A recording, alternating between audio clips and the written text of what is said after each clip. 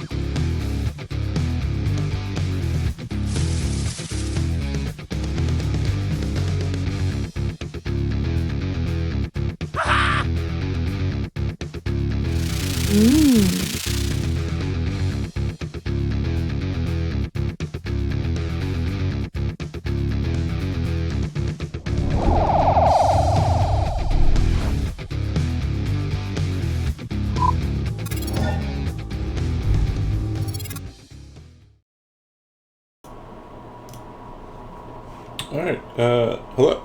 It's, this is the 3rd of May already, holy cow. And it's time for some D&D. We are in session 25 of Raiders of the Serpent Seas, titled Northern eyðimörk. I don't know what that word means, but that's the title. So nothing really happened. Nothing really happened the last session or whatever. So do a recap from Calico, from the Book of Calico, and we'll go from there if he's here. Yep, I am here. All right, a captain's forward. It is only when the flesh is surrendered to the ice that the spirit must learn to burn with a fire all its own, a fire a captain must share, lest the whole world fall silent. The Book of the Voyage, Chapter 1 of the Spark and the Exile. And it came to pass, as we mended our ship under the northern sun, that a roar of fire did burst from the starboard side, and the crew cried out in alarm. For we saw the young girl, Sitha, her face bright with a terrible joy, having mimicked the drow wizard Navala, and cast a great fireball into the sea, a feat of magic that should have been beyond her years. And Navala looked upon the girl with wonder, saying, "That which took me weeks of study she has accomplished in a moment." This troubled the hearts of many. The bard Grim sought counsel with Navala, who then revealed a secret truth. That Grim was not of this world, but a celestial being, though her memory of it was lost like a dream upon waking. The good Nobald Snack, seeing the fear in the crew and the danger in the child, took Sitha aside. She spoke with a gentle tongue of responsibility, of the perils of power used without wisdom and of doing good. Yet the child, in her innocence, had stolen from Navala to work her magic. When Snack brought her to apologize, the drow's wrath began to stir, but another stood in her way, and a fight was narrowly avoided. The tension aboard our vessel grew thick as sea fog. While these trials of the spirit unfolded, the ranger Evan tended to his faithful wolf Latara, and the wicker warlock Laurel bore a new form, which the crew agreed was most fearsome and badass. Then Alden tested our resolve. We came upon a man adrift, skeletal and alone in a failing boat. I recognized him by the curse he bore. He was an exile, a man to be treated as if already dead by the customs of the sea. With a heavy heart I ordered our ship to turn away, for the law of the waters is cruel, yet it is the law. Though pity moved Grim to offer charity and compassion, wounded the soul of Snack, who stormed below deck, the custom was upheld. We left the man to his fate, an act that sat uneasily among my companions.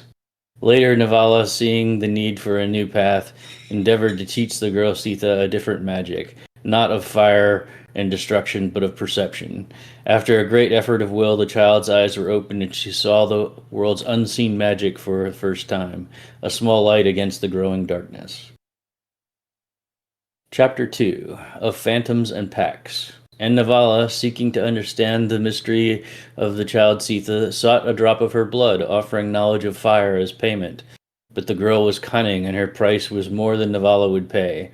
They parted with distrust, the girl's power a wild and untamed thing. Then a great mist, sudden and thick, did engulf our ship. From the gray veil loomed a phantom vessel, a towering monster of a ship, crewed by figures with the heads of bulls and cloaked in shadow. Strange tongues and elvish commands echoed across the water before the ship vanished, as if it were never there, leaving only the sight of a strange sea-skinned creature burned into our minds, and a chill that had nothing to do with the air. Noala spoke then of mana hearts, places where the veil between worlds is thin, and we knew we sailed upon waters haunted by more than just the spirit of the drowned. In the quiet that followed, Snack and Navala shared their dark histories.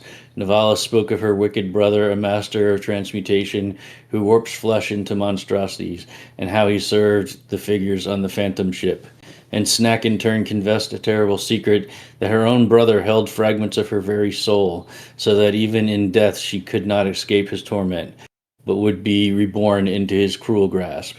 Thus a pact was forged in desperation. Each swore to aid the other to face the evils that pursued them, an alliance born of shared trauma and the hope of freedom.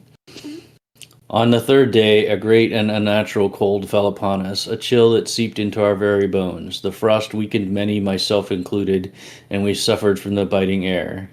As the bard Grim beat the drums to stir fire in our hearts, a shadow fell across the deck. The sky filled with the beating of monstrous wings, and we looked up to see a new terror descending upon us. The voyage was far from over. Of the Worm and the Wolf. And the great white worm did loose its breath upon us, a gale of purest frost that stole the life from the air and froze the very marrow. 2 of the crew fell as if dead, and the child Sitha collapsed beside them, her life force dimmed by the cold. Yet we did not despair. Evan the ranger loosed an arrow that found its mark. Navala answered the beast's ice with her own fire, and Laurel the warlock ensnared it with glowing green vines of eldritch power. Then the bard Grim worked a strange magic, a jest that struck the mind of the beast, and it fell from the sky, incapacitated, crashing into the waves below. Wounded and shamed, the dragon fled. The snack raged and cried for its death, and others loosed parting shots. The worm escaped into the gray sky. And in the quiet after the battle, the child Sitha rose. She went to a fallen crewman, and with a gentle touch and a whispered word of healing, she brought him back from the brink, a miracle in the midst of our despair. That night, Snack spoke to the crew of the nature of dragons. She told them of their greed, their cruelty, and how their own people, the kobolds, were once their slaves. Her words lit a fire in their hearts, and a cry went up, "Death to dragons!" For days we sailed on, the terrible cold clinging to us, sapping our strength until we were weary to our souls. Alden tested our faith with this long trial.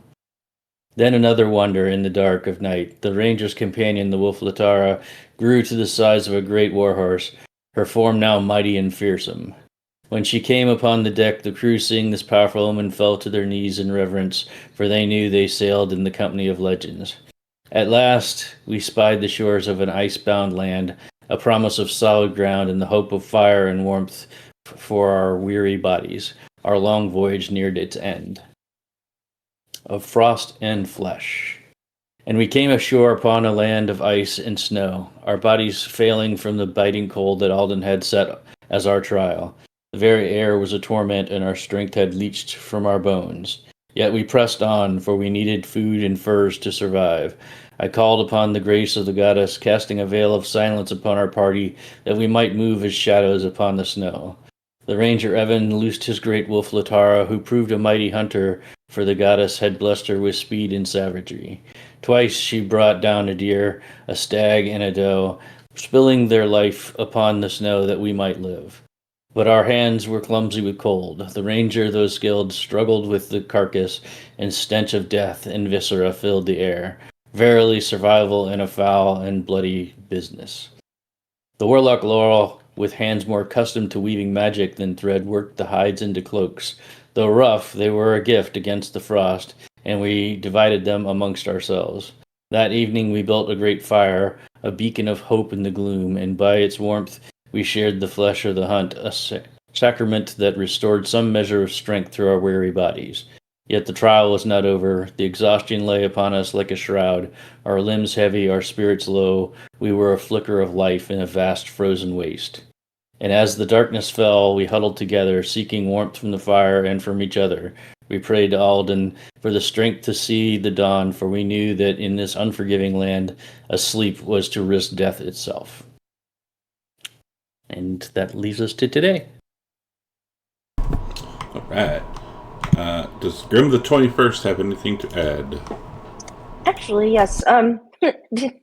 Did Calico refer to Snack as a noble? Anyway, That's what I heard too. so a couple It's a things. strange land. Who knows what they are? Yeah, who knows? Who knows what they're? Couple things. When we came across the curse of the exile, Grim did not show compassion. She actually tried to stop Snack from throwing the gold coin at him, but Laurel caught it. So the only person, actually, I believe, I mean, although he said the party, there was a somber mood, but I would say, based on the actual RP, that the only person who actually was upset by this, like really upset as opposed to just kind of sad about it, was Snack, who didn't understand. When we did come across that giant ship, there was only one bull-headed figure that was mentioned, not several. And finally, when they were talking, Navala and Snack were in a conversation. It was not Navala's brother, but it's Snack's brother, who is a transmutation wizard who turns men into monsters, not Navala. That's about it. Those are the main ones. Yeah, and was also Snack talking about mana hearts and not Navala. Oh, yes. I forgot But to write that one down. I was not at my... Yes. Navala mentioned something called the Rainbow Spear, and she mentioned about Saranel, the Right. drow woman that was with Yes. Explorer. Did you say Anna heart? What's an Anna heart? Mana heart. Oh, mana heart. What's a mana heart? It's an ancient magic item that transforms into a giant crystal with the item inside, and then it poisons the environment around it, making it crazy. Sounds sus. Yeah, and Snack and her party, after getting other people to do rituals, they accidentally activated it. Sounds Which is very- different from Navala. So Snack got transported, and Navala and Saranel got transported together in the middle of a heated something, and they parted ways. That sounds very sus. Sus. Bet Saranel has some fucking magic item on her. Sarah, no? Really? No, she's just a nice lady. She just misunderstood. She's like Navala, Yeah. just misunderstood. Yeah, okay. Okay, so this is kind of like our little map of the woods. There's way more trees here, but I don't want to pepper the whole map with trees. And, yeah. So what And it looks like I'm still playing Evan. Yeah, and I did level him up Oh, to 5. I didn't add any like shit. I just gave him the level. Okay.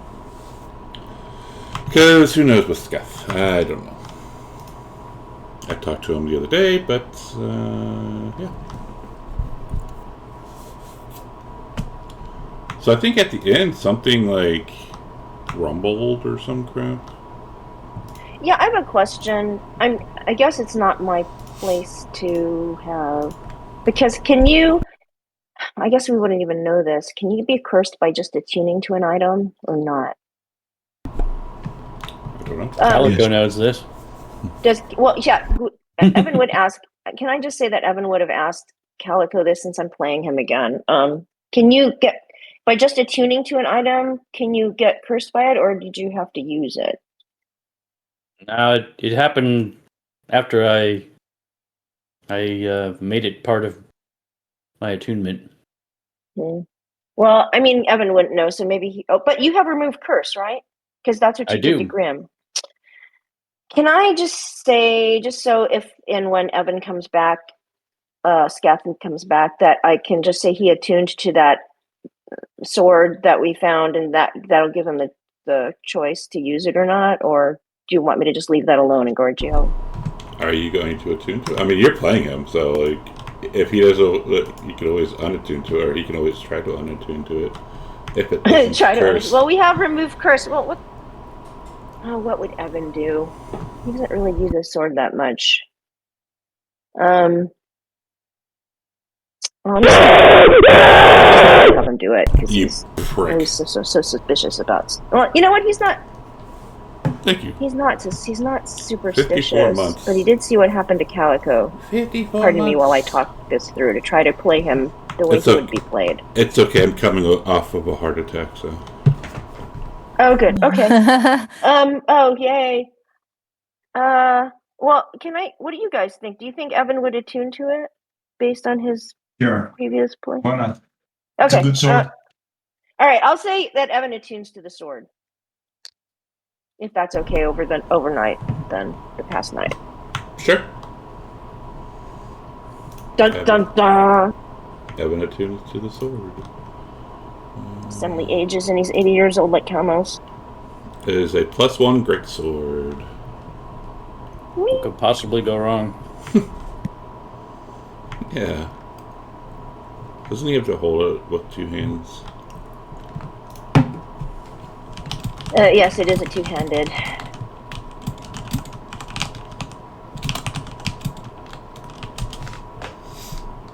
Okay, yeah. He attunes to the greatsword. It's very, it's pretty. Yeah. Nothing sus about it. Great. Now Calico's like, come on, get attacked so we can watch you go crazy. Excuse Oh me. yeah, is he supposed to roll to go crazy anyway? He is. As you wake up the next day. Oh, I gotta put on some music. Let's see. Sad. Alright, so What happens? Is he supposed to roll a 1? What are we? What yeah, is that what happens? if he rolls a 1, then things will start to happen. Okay.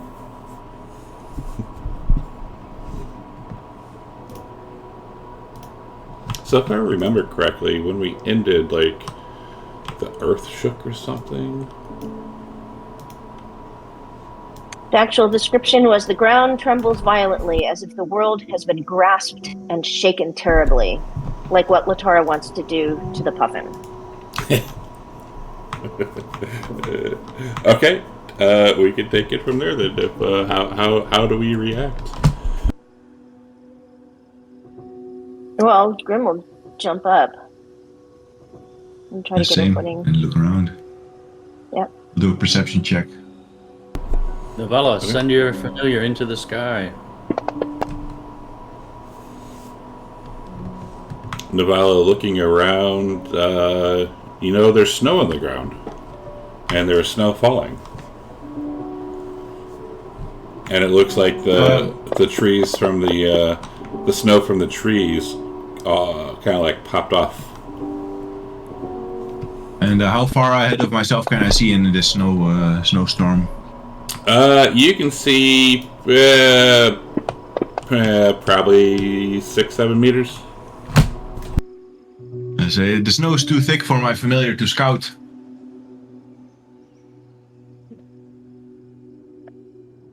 6-7. I had to. Look, I play a game with a lot of like 20 to early 30-year-olds, so like, yeah, plus my kids, yeah.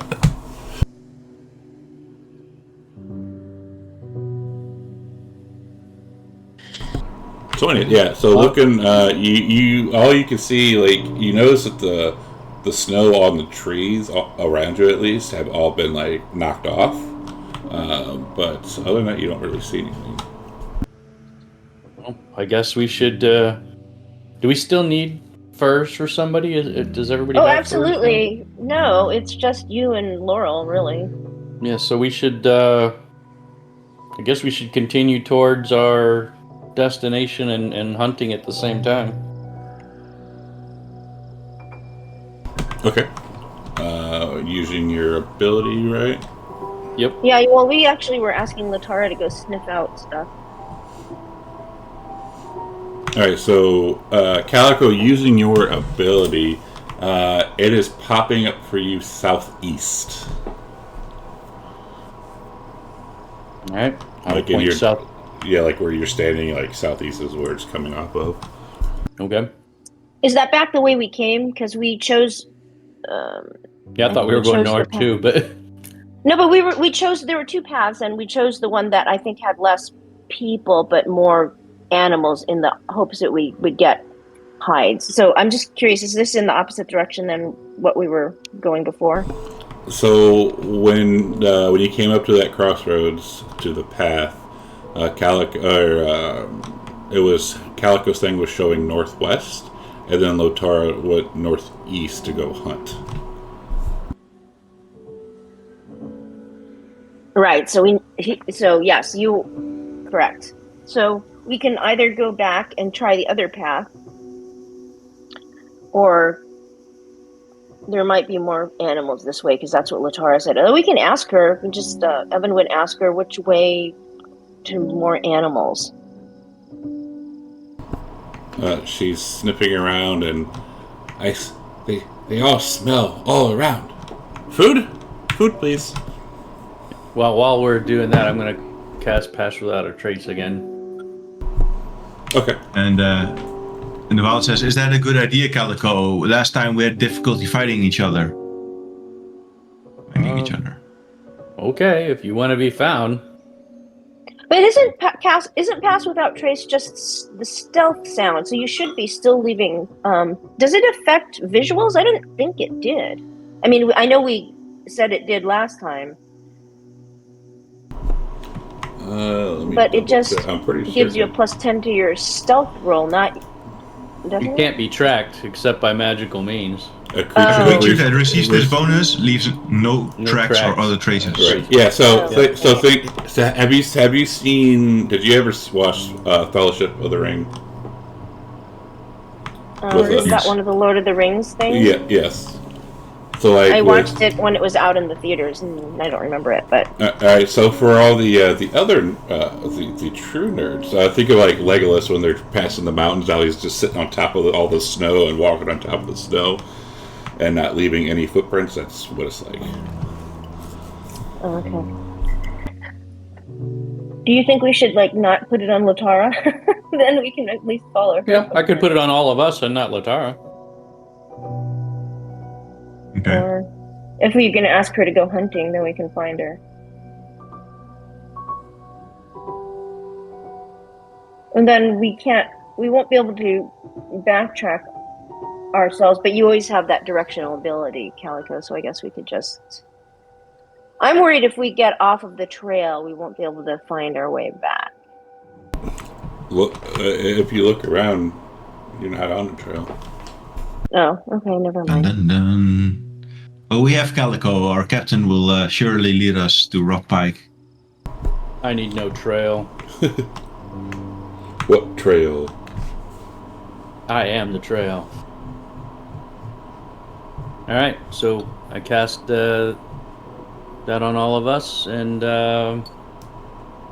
we tell Latara to go southeast towards the direction that I'm sensing and to look for game on the way.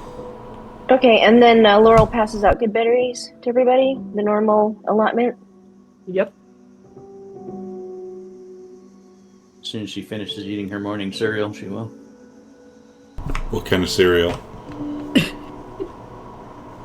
Kind of cereal. Cinnamon toasts. Cinnamon toast crunch. Let's go. So good. Okay. So Lotara, she takes off in the direction that Calico is pointing, and she leaves footprints, and she bolts like a bat out of hell. Pretty soon you lose sight of her, but you still follow her footprints. Yep, start following the footprints. And as you do so, you see, you hear low growling coming from the direction of where her footprints are coming. Like low, deep growling that you've heard from Lotara already. Alright. Continue headed that way. Does she have more deer? So when you come up to her, you see ahead a small cabin, a trail of smoke rising overhead. Outside the cabin are numerous racks covered with animal hides, and in an open shed off to the side there are further racks of furs and a stall with a mule. There are numerous tree stumps in this clearing, and a small creek circles around behind the cabin.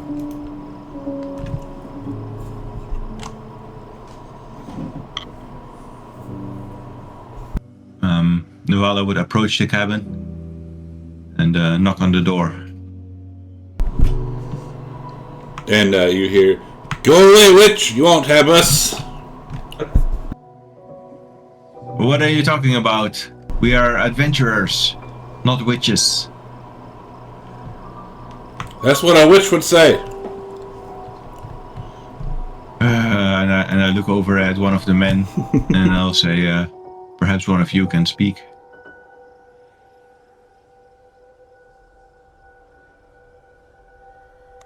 I think Evan should go. Evan would say, "We are no witches, but we are travelers, cold. Would you give us shelter?" And you hear some murmuring inside, and about a half minute later, the door slowly opens up, and you see a man, and he looks at the side of you and opens the door further, and, "Well, come in, come in. It's mighty cold out there. We can offer, we can feed and shelter you for the nights if you wish." We're much I saw that obliged. you have furs outside. Would you be willing to part with them for some gold? Yeah, I am a fur trader after all. Excellent. And you would have noticed on our way that both, it looks like Grim is walking really slowly. I think somebody else, I think Evan and Grim were just like trudging along. And Snack's cold-blooded Snack, and she has a crappy coat on. So cool.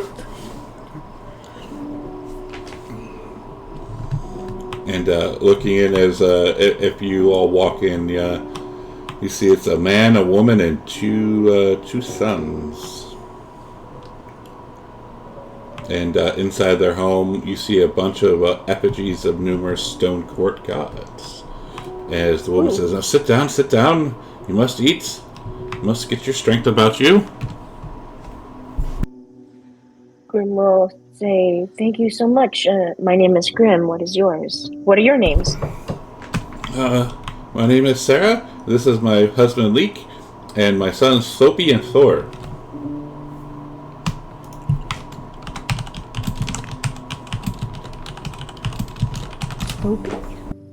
Sarah, Leek, Soapy, and Soar? Okay, oh, never mind. Oh, God, that is not exact. Soapy. Okay. I think I heard the same Soapy. things you did. Like, okay. That's not at all what I thought it was. Thank you.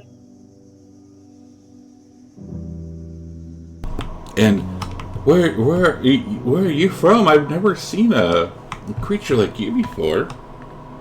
Me? Yes, you and you and you is, and oh my God, it's a witcher, and wow. As they all like puzzle at everybody except for Evan. We hail from the town of nowhere, and we are on our way to Rockpike. But we got a bit sidetracked. Oh, Rockpike from here is to the northwest. That's a couple-day journey. Wait, my thing was telling me to go southeast, though, right? And now it's telling you to go northwest. Yeah, we had to get back to the beginning of that path because the paths went in two different ways. So now we're back. Okay.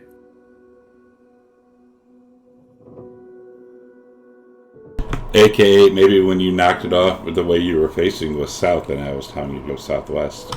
Or, yeah. AKA southwest, southeast, AKA northwest, if you go north by northwest. Anyways. What? So, here. Are you speaking English? Yes, look at this map, right? Okay. So, say this is you, okay? Mm-hmm. You are facing this way when it tells you to go, right? So, you're facing south.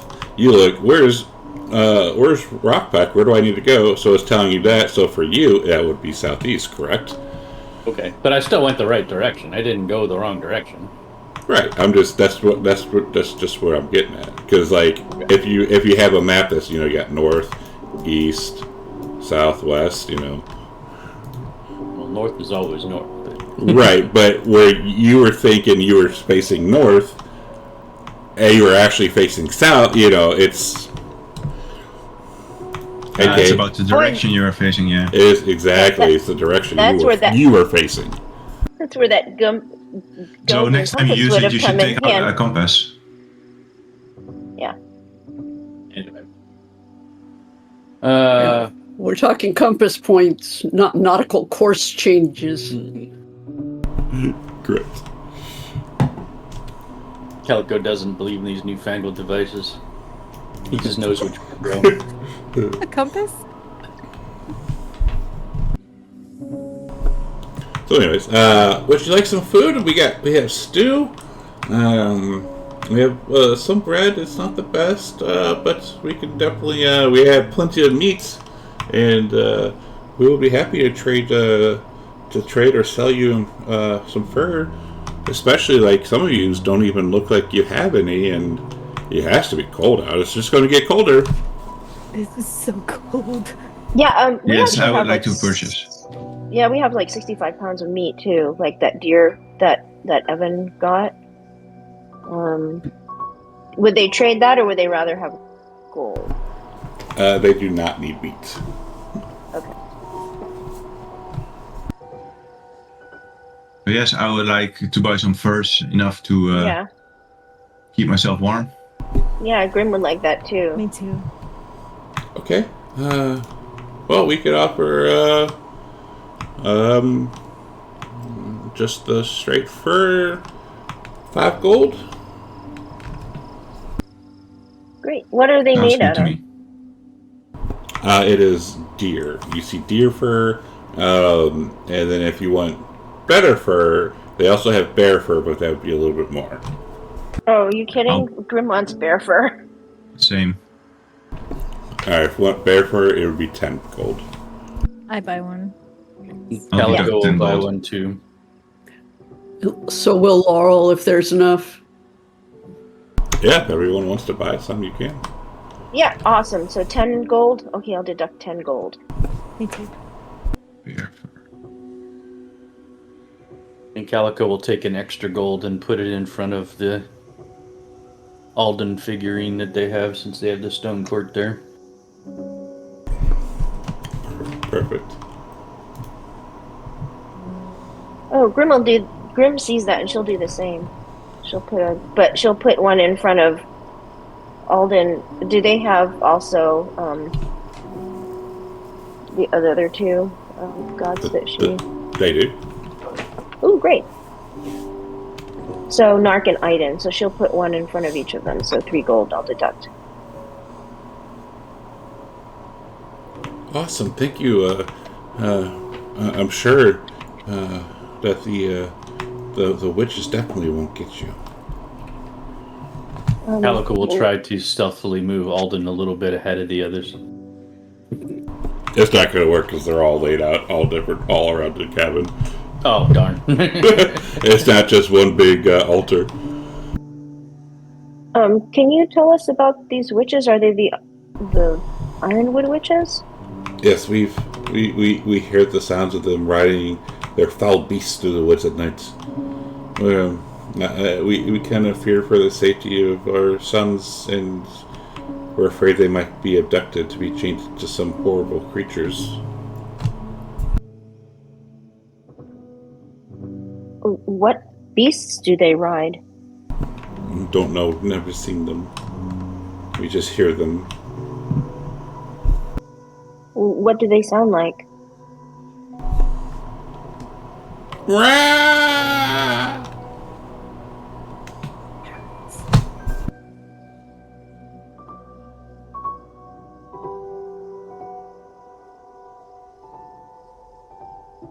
And do you say they come out every night? Yes. And is it only when it's dark, or when it starts to get dark, or in the dead of night? Could you, just so we know? You're asking this. They kind of, the husband and wife kind of whisper. She says, "You're asking a lot of questions for this. Are you trying to hunt them or something, or trying to find them?" We'll try to avoid them for sure, but Just stay out. Just if you get into the woods at night, just make sure you have a big fire, and well, you look like you're capable fighters. So, well, just be careful. have you heard of anybody killing them? Not from what we're no. We just kind of prefer to stay by ourselves, and we just trade from here from time to time. But if you were to try and kill them, I'm sure we could something. You know, maybe the king will award you a good fee or something. I don't know. Or you could kill them so that we don't have to worry about them anymore. And then, I don't know. I would gladly kill the witches.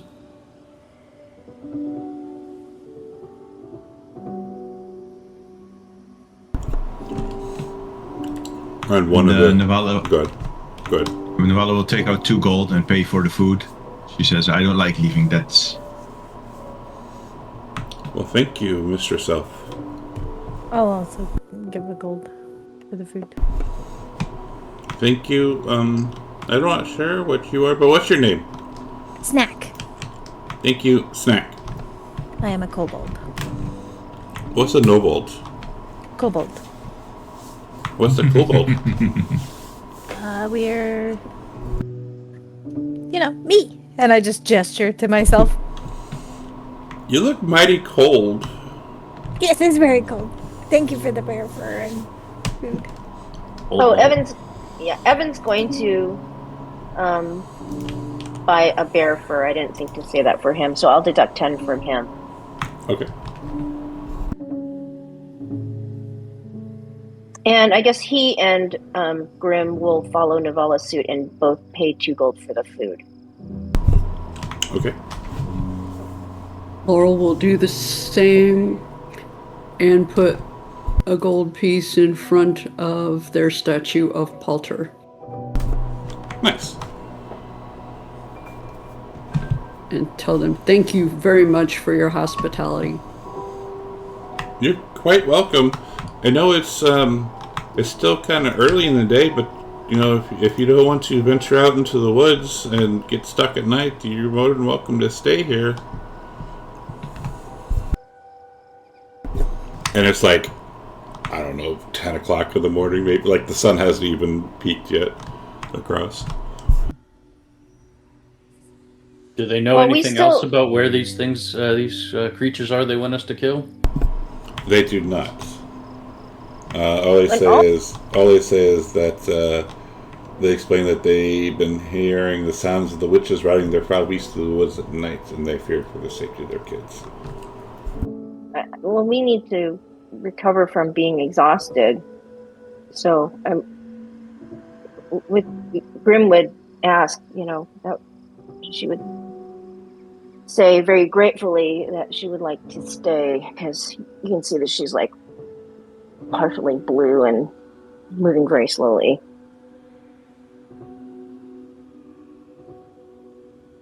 Is that gonna work? I didn't think we could. We'd have to spend. Well, we can always wait and then have a long rest. It might be different when we're not in the elements. I guess we could try. Evan would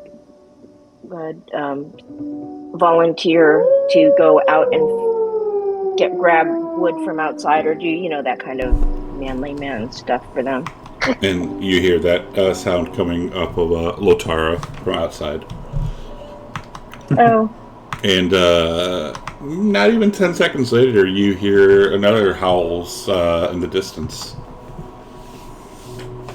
Really? Evan's going to excuse himself and walk outside, but he's walking very slowly. And yeah, you see Lotara pacing back and forth, back and forth, back and forth. What's the matter, girl? I heard. Did you hear that? I'm being called. I hear the calling.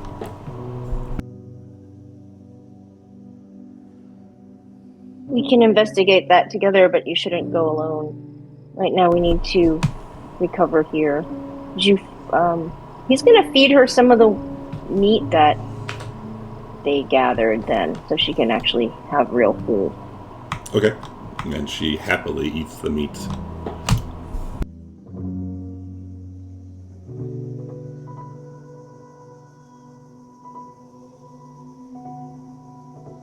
Evan will walk inside and say, I'm traveling with a dog.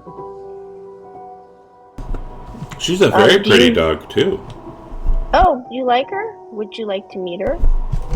Yes. Like, And the boys are, like, jumping up and down, like, excitedly. All right. Is it okay if she comes outside, or do you want her to stay outside? You said, is it okay if she comes outside, or do you want her to stay inside? Lotara is not welcome inside. Okay, well, come on out. And so he'll introduce the boys to Lotara. And as you're opening the door, you hear that howl coming about 30 feet away. And Lotara turns around really quick and is like, her fur is like bristling up and her tail's like, straight, like pointing. And she's like, I have a bad feeling about this. And Evan quickly says, boys, I think right now you should go inside, and he will call the party and say, I think there's something happening outside with Lotara. There might be another wolf, and it might not be good. Well, maybe we should stay inside and rest. Evan is like, well, I'm not going to leave her out there by herself.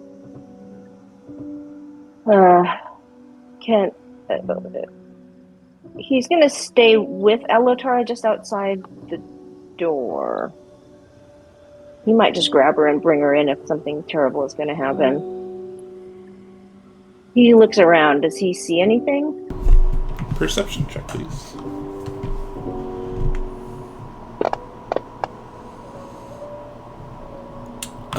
He can see everything now. He does not see any tracks around because it's kind of like a clearing. There's still like some stumps and some bushes, but you don't see any like animal tracks. But you said the howl was like 30 feet away? Correct. He says, Lotara, what do you see? What do you have a bad feeng? Are they going to attack? I don't see anything, and I can't, and it doesn't smell like me, and I don't know. It's like nothing's there, like they're hidden or something. I don't know.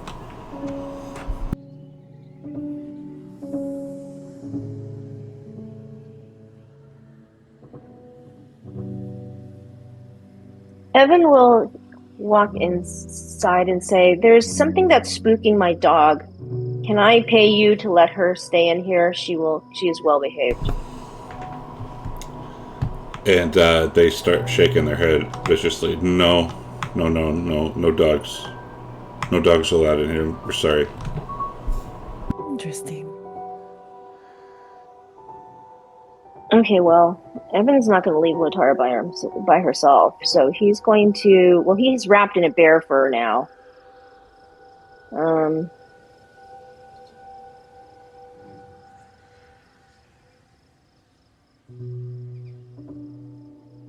he tells Lotara to stay right outside this door. I'm right here.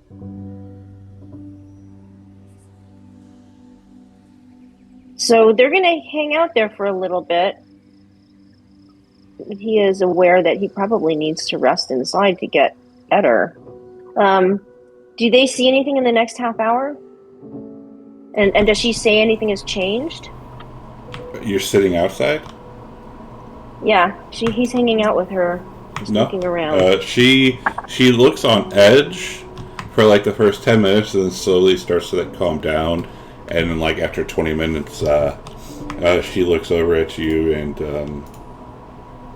she I'm hungry. Food, please. All right, he'll feed her more food. and then she lays her head on top of Evan's foot and falls asleep.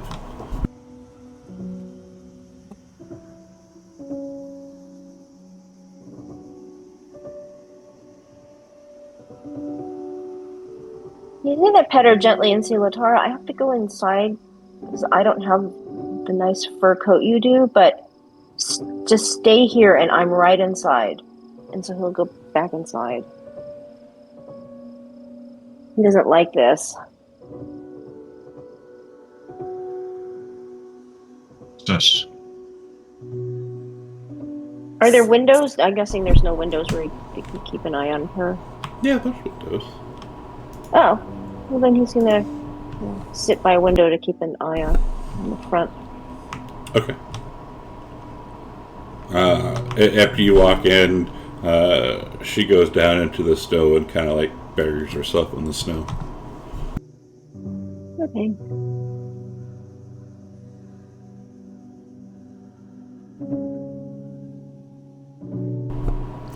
And so Leek says, well, if you're going to stay, might as well put you to work, right?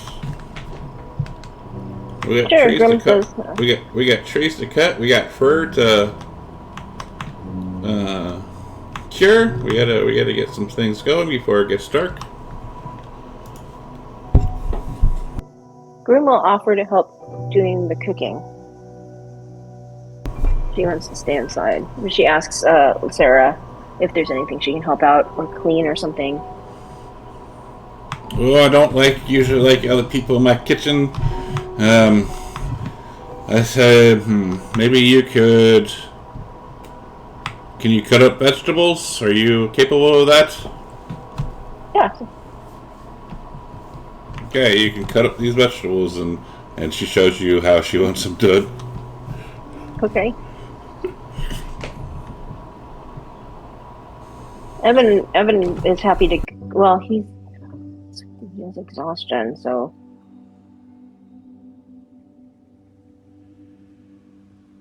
he doesn't know how do you cure hives? Is it something where you need any kind of skill, or is it just something pretty easy to do? Evan would have been able to do this grown up, so he would know how to.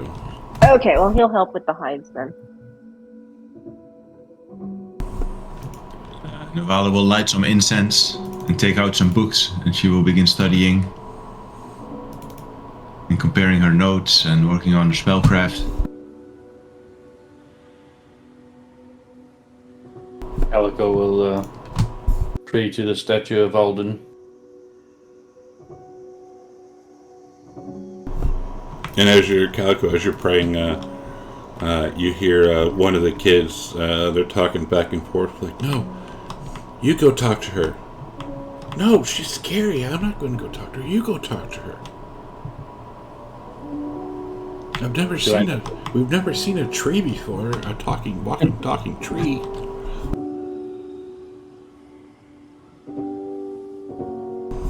You go talk to her. You're the oldest. You do it.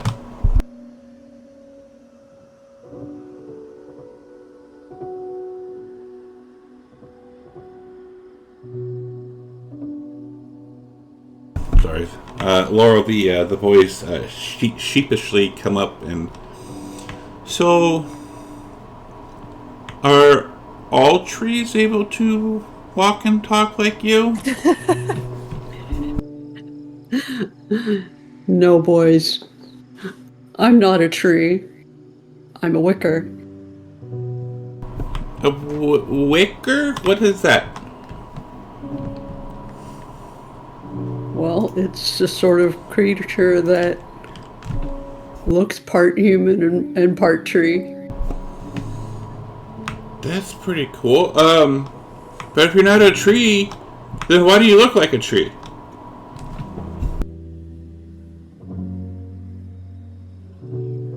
It's just how I am.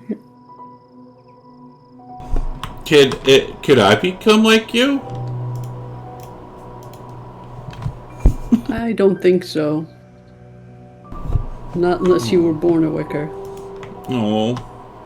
Where do you live? Well, at the moment, right here.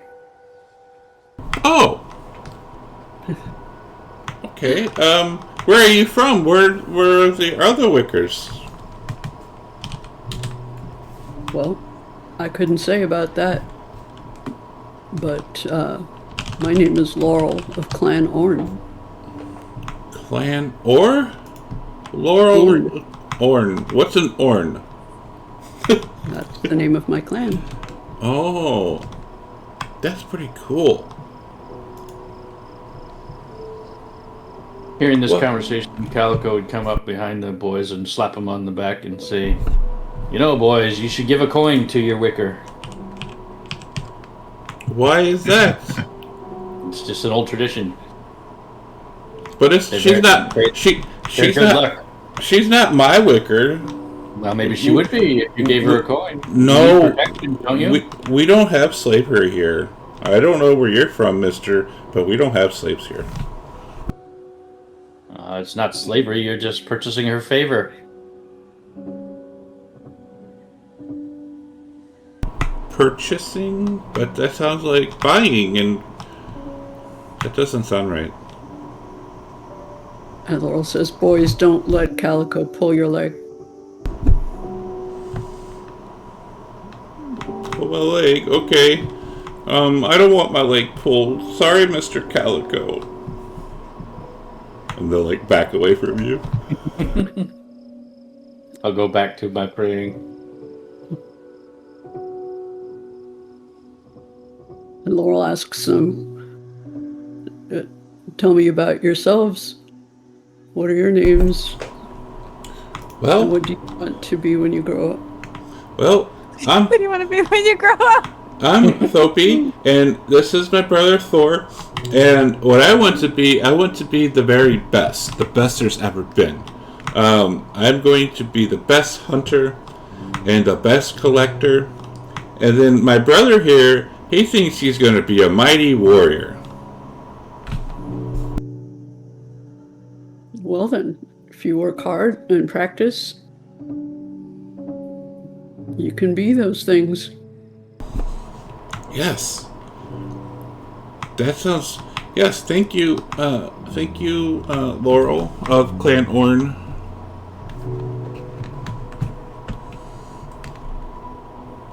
It was a pleasure to meet you. Now, boys, leave the lady alone. Get back to your chores before I have to get out the whip.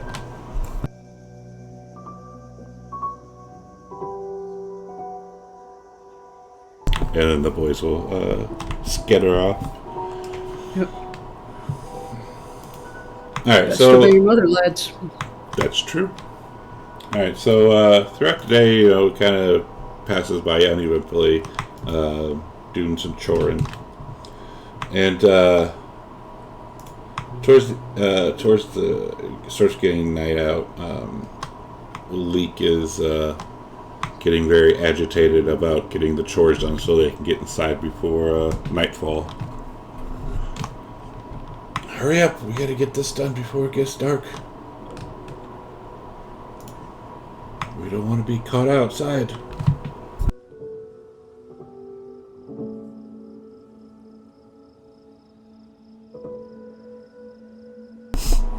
Chores done. We're inside for the evening. We got food in the bellies. Once it starts getting night out, y'all start to hear what can only be described like you hear like a woman who's crying out for help. That's like the best way I can describe it. Grim would ask, are those the witches? Yes, don't let that fool you. That's their beasts. I'm going to look out the window, see what I can see.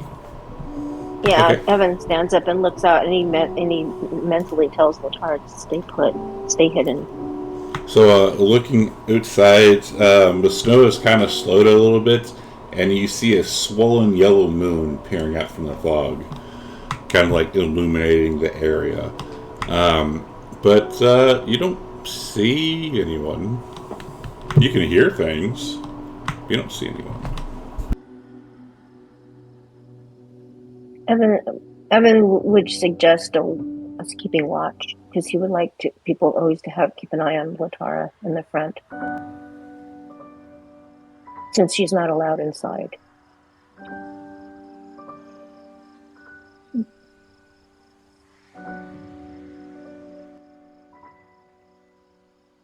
Yeah, I imagine we all barely fit in this house as it is. Imagine another large creature. Yeah, like there's 4 people living here already, and another 6. Yeah. Calico's curled up on a shelf. Curled up on the shelf with Alden's statue. Mm-hmm. Okay.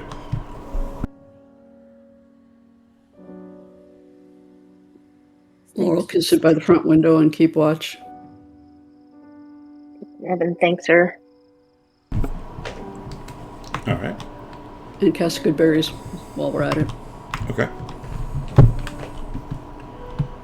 All right. So as you're taking your nice nap, Laurel, staring at the window, a couple hours have passed. Everyone's quieted down, and you hear a loud crash coming from behind you, Laurel.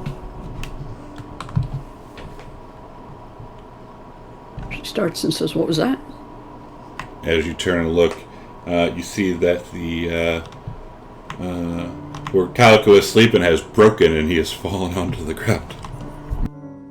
I would just hold on to the wall, climb down it. Well, we'll see your reaction. Give me a dex save because you were passed out. All right.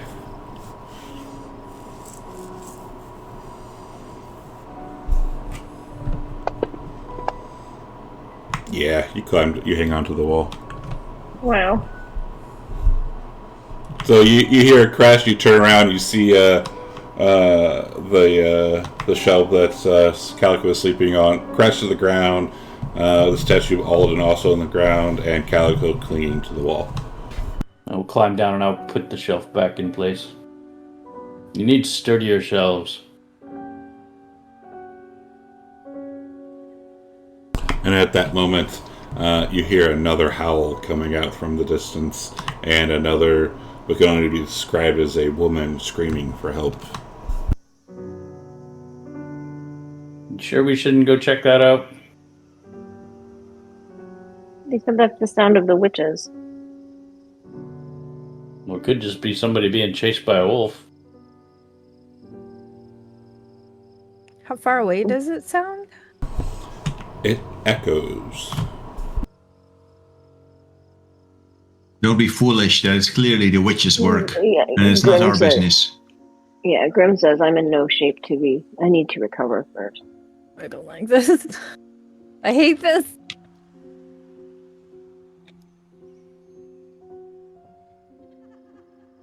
Man, if only I was my subclass from Panova. Just kidding.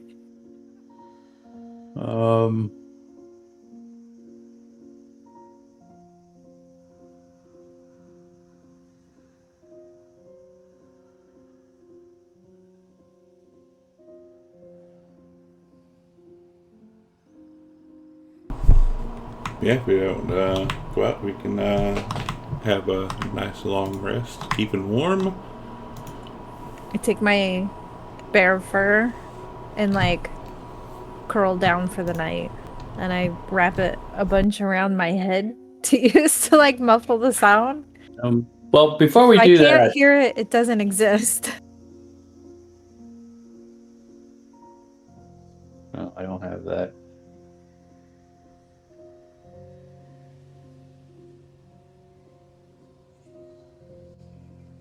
I will look around the cabin. Do I see any like tokens or fancy carved bones or anything like that they might have made? Not really. I mean, you've been here all day, and you haven't really seen. It's just a small, all they are just simple fur traders, right? Like, there's nothing really special about this place. All right, then I will roll over and go to sleep with the rest.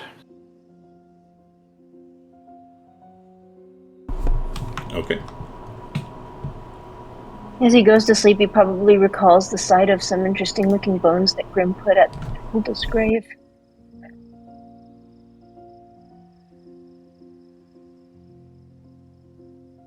But they're already gone. Yep.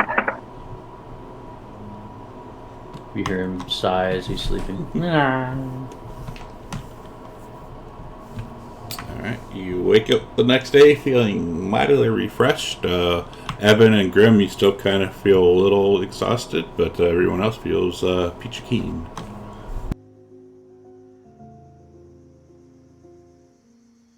Oh, much better.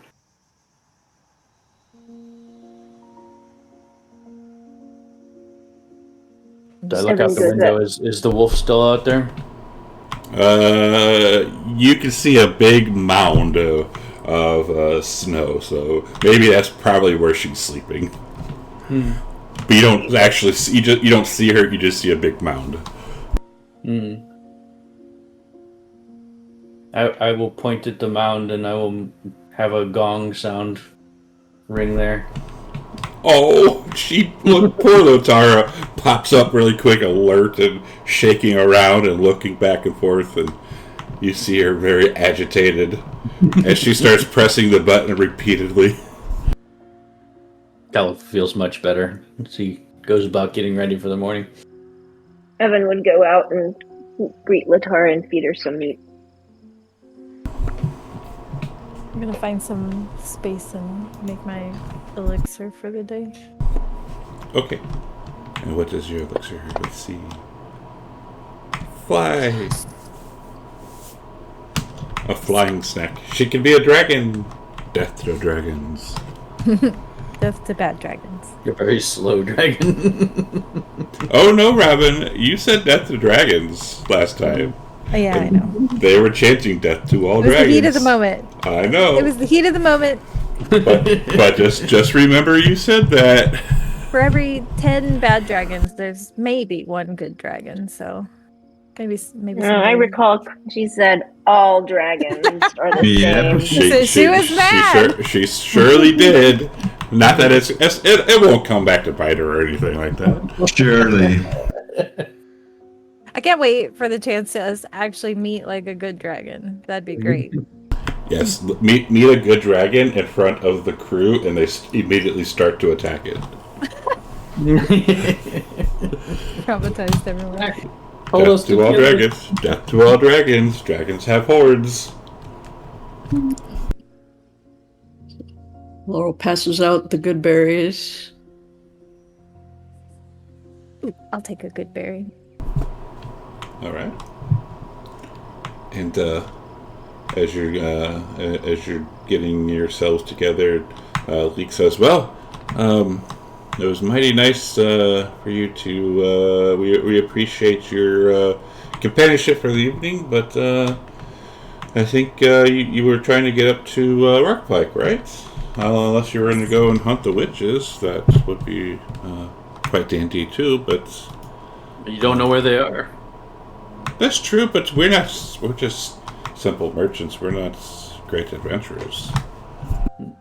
Well, maybe we can do both. We will look for them on the way to Rockpike. We will. Well, thank you, sir. Why not? We owe those witches. Didn't the witches kill Hulda? Oh yeah, your guys' rat friend. I remember following you when you had her. What happened to her again? The witches. Just kidding. I was there, kind of, for that. Death to hold a.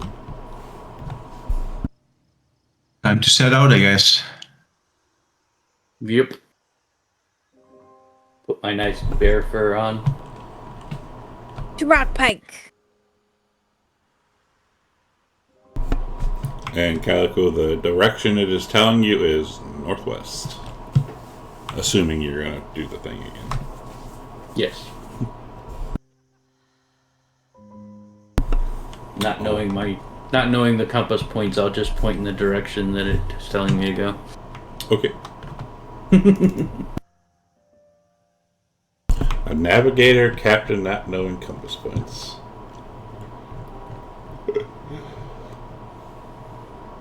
Who needs them? All of them tells me where to go. Yeah.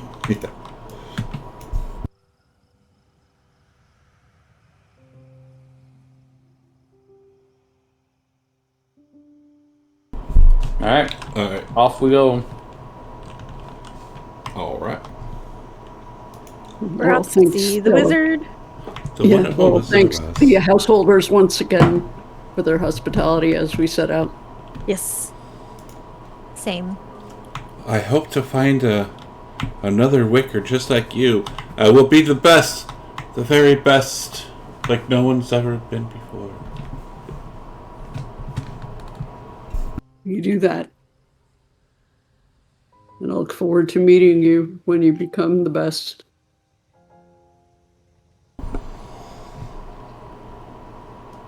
What race were these people again? Humans. What were they? Sorry? Humanoid. Humans. Oh, humans. But they're younger? Like little kids? Almost? Yeah, the two boys are children. Oh, yeah. Okay. I'm just adding it to my notes. And as you're leaving, you hear, I want to be the very best. Like no one ever was.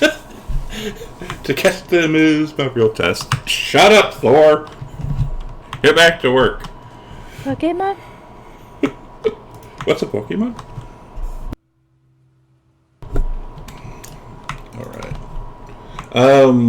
Are we going to make any attempt to find these witches, or just, screw it? If we see them on the way, I assume we're gonna maybe fight them. Okay. But Snack's not going out of her way to look for them. Okay. Did I cast Pass Without a Trace while we travel again, or not? Probably. Alright, I'll do that. I mean, why not, right? It's a plus Yeah. 10. As long as we all stick spell together. It only lasts for an hour or two, right? Yeah, an hour. Okay. Can you cast that as a ritual? Does it have the ritual tag? No, it's not a ritual. Rip. Then you should probably be careful with it. Why's If you that? spend spells, because we need your healing. Well, yeah. I'm not gonna cast all my spells on it, but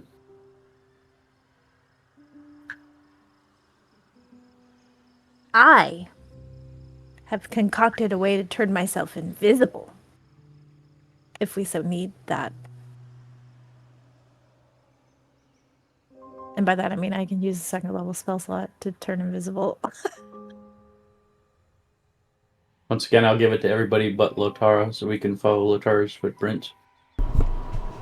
Well, she doesn't need. Well, I guess so. Besides, Calico would probably do that anyway. It'll be fun the day that Calico actually needs Lotar to help him, and she says no. Because she's always been mean to me. The day I need a dog. That'll be the day.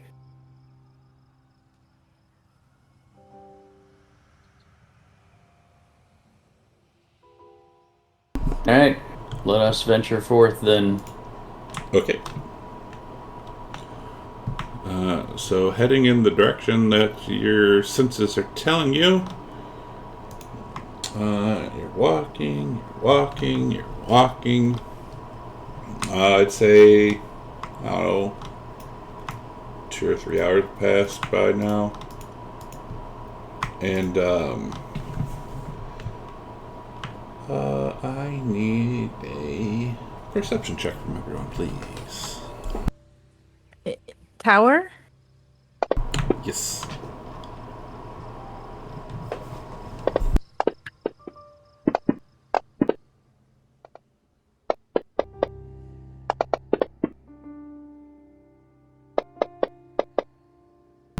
So everyone but the ranger ahead. Failed. Ahead, you hear the sounds of a large group of men moving through the woods. They're whistling and singing. Are they short? Group of men. You I was just thinking you hear them.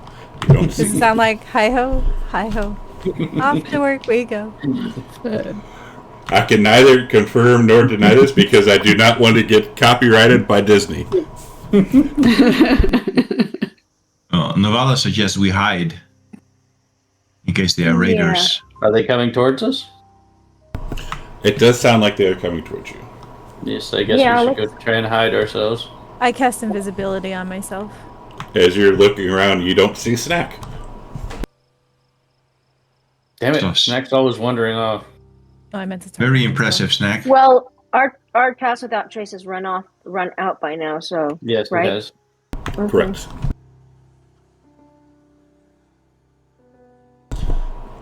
Let me try that again. Now I'm invisible. I will climb a tree and hide in the top of the tree. Okay. Thank you for that follow.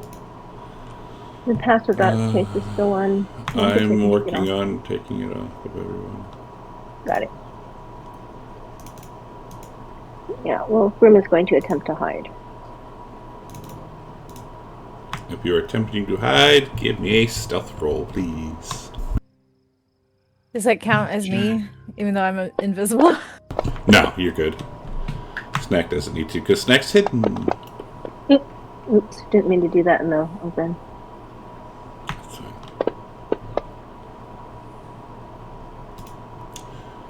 Alright, so, so besides Calico, is anyone else, like, hiding up in trees, or are we just trying to hide behind a tree or whatnot, or what are we going to do? Yeah, behind the tree. Sounds good. And Evan Lotar says, in your mind, food? Bad guy? Food? Bad guy? No, stay hidden. You don't know. And you shouldn't be eating people anyway. I don't know who let you do that. You did?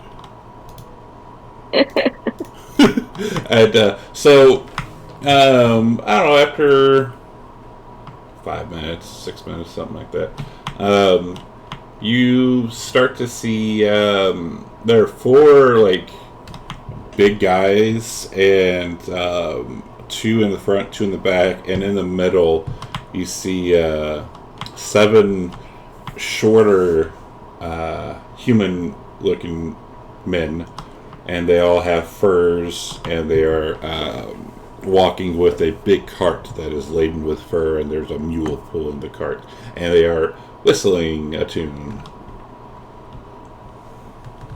But and then the 4 men are heavily armed.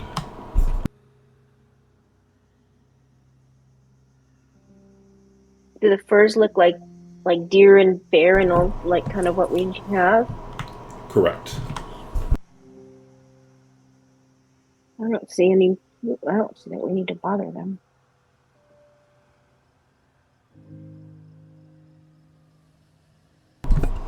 Can I eat the mule? No. But Dad. Shh.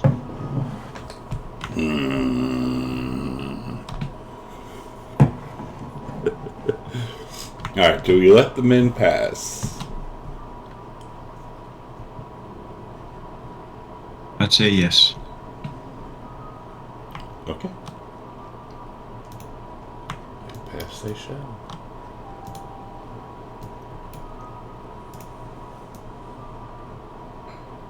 Alright, continuing on after you lose sight and hearing from them, kind of like start to gather yourselves again, and we're traveling, and we're traveling, and we're traveling. As soon as I can find this other one.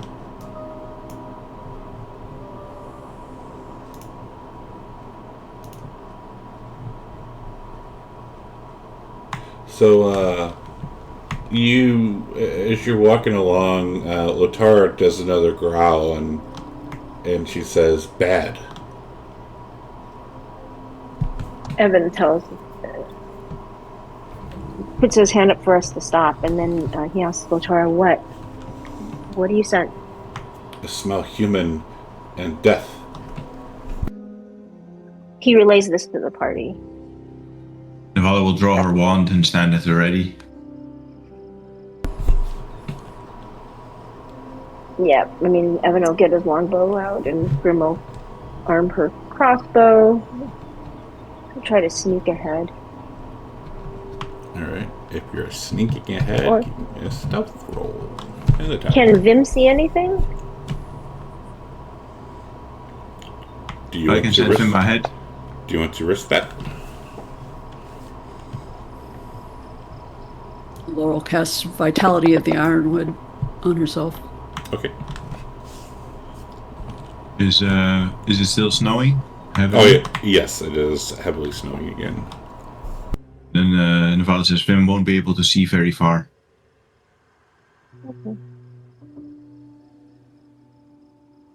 And Grim starts heading out, and Evan starts to follow her, and he steps on a branch, and you hear a loud crack echo throughout the woods. And you hear an old woman's voice. Hello? Is anyone there? I won't hurt you. You can come out.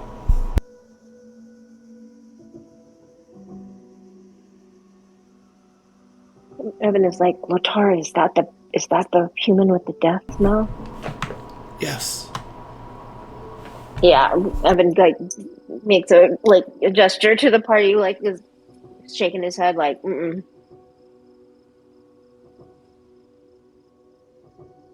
Perhaps this is one of the witches.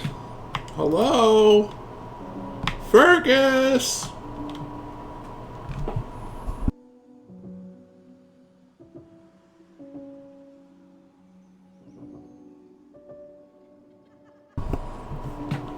That's not very nice if you're playing tricks on an old woman.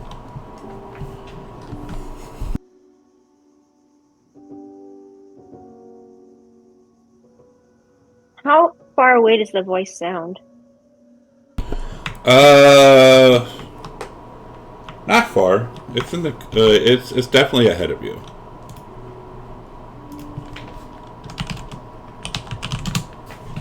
Grim is going to continue trying to walk around behind bushes and things like that as she approaches. And as you're approaching, you hear. You get the smell of. You smell meat cooking, and you see like a little hut. Like it's kind of like the one that you just left, but way more worn down and old.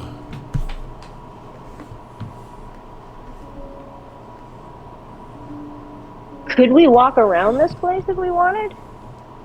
Sure, if you really wanted to, yeah.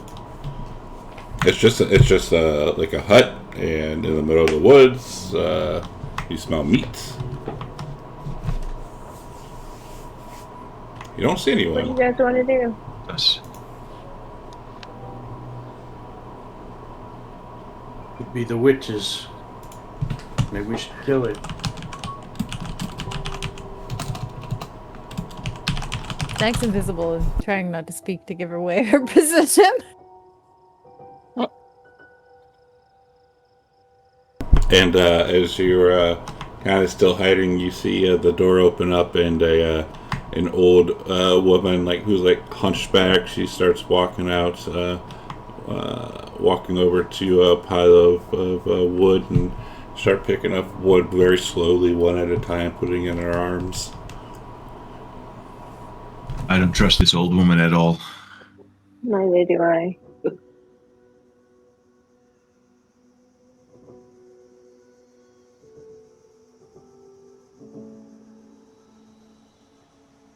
And she gets her pieces of wood and heads back inside and shuts the door. Well, what do you guys want to do? We can try to avoid her. Alright. Navala likes that suggestion.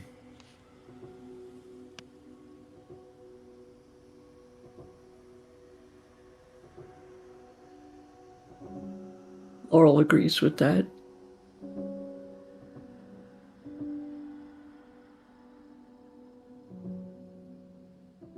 Well, then why don't we just try to make a wide berth around the hut?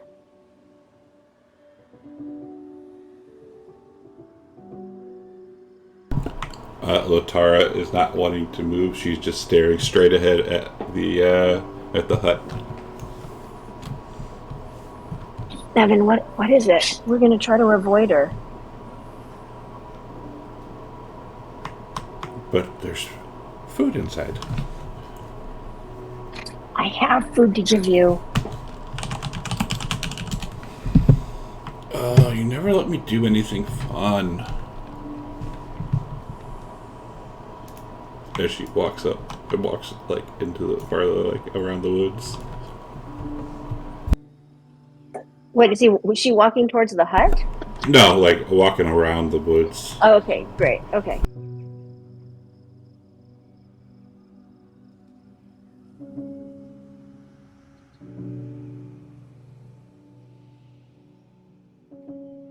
So we walk around the hut.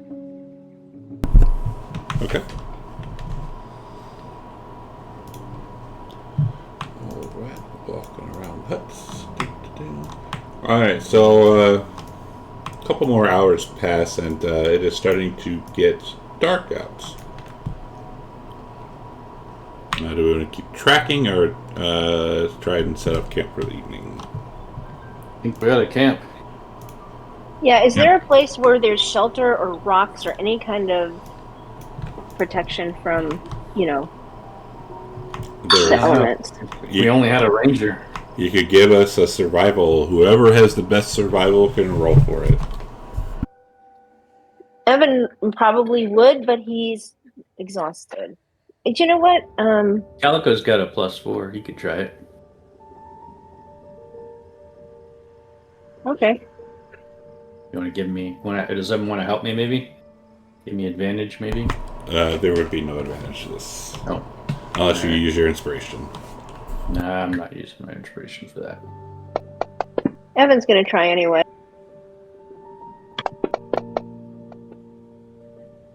Alright, so Calico, looking around, as it's starting to get evening, you see, you don't see any rocks, you just see a bunch of trees, more trees, and more trees.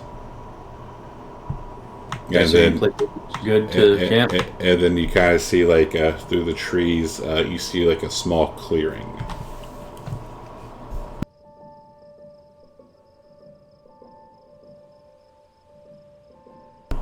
What's up, Caesar?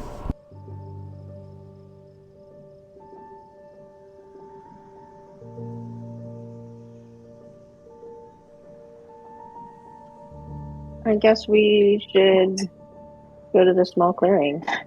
Yeah. I mean, we need to build a fire. So Yeah, let's make for the clearing and camp. and definitely hold watch.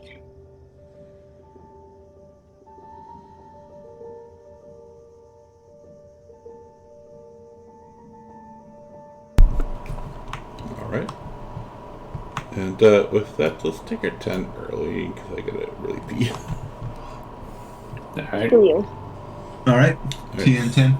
So, our stream, we'll be back in 10 minutes, so if you go away, please come back and we'll see you shortly. I see that random teleports. How much is a trap? Is a trap? The trap is 15, so I will refund that.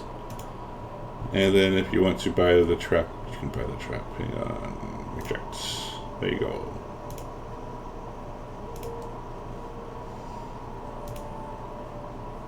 And I gotta pee, so we'll be back shortly. Nothing sus.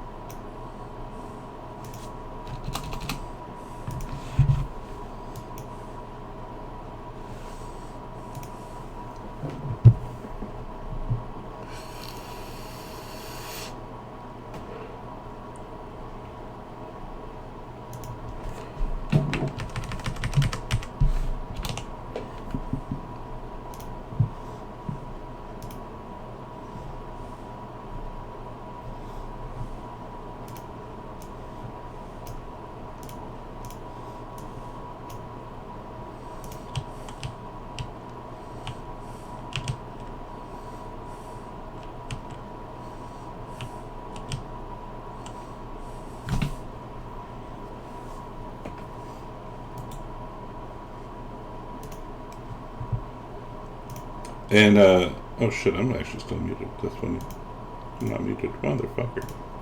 Well, Caesar, now they don't know because it's been refunded.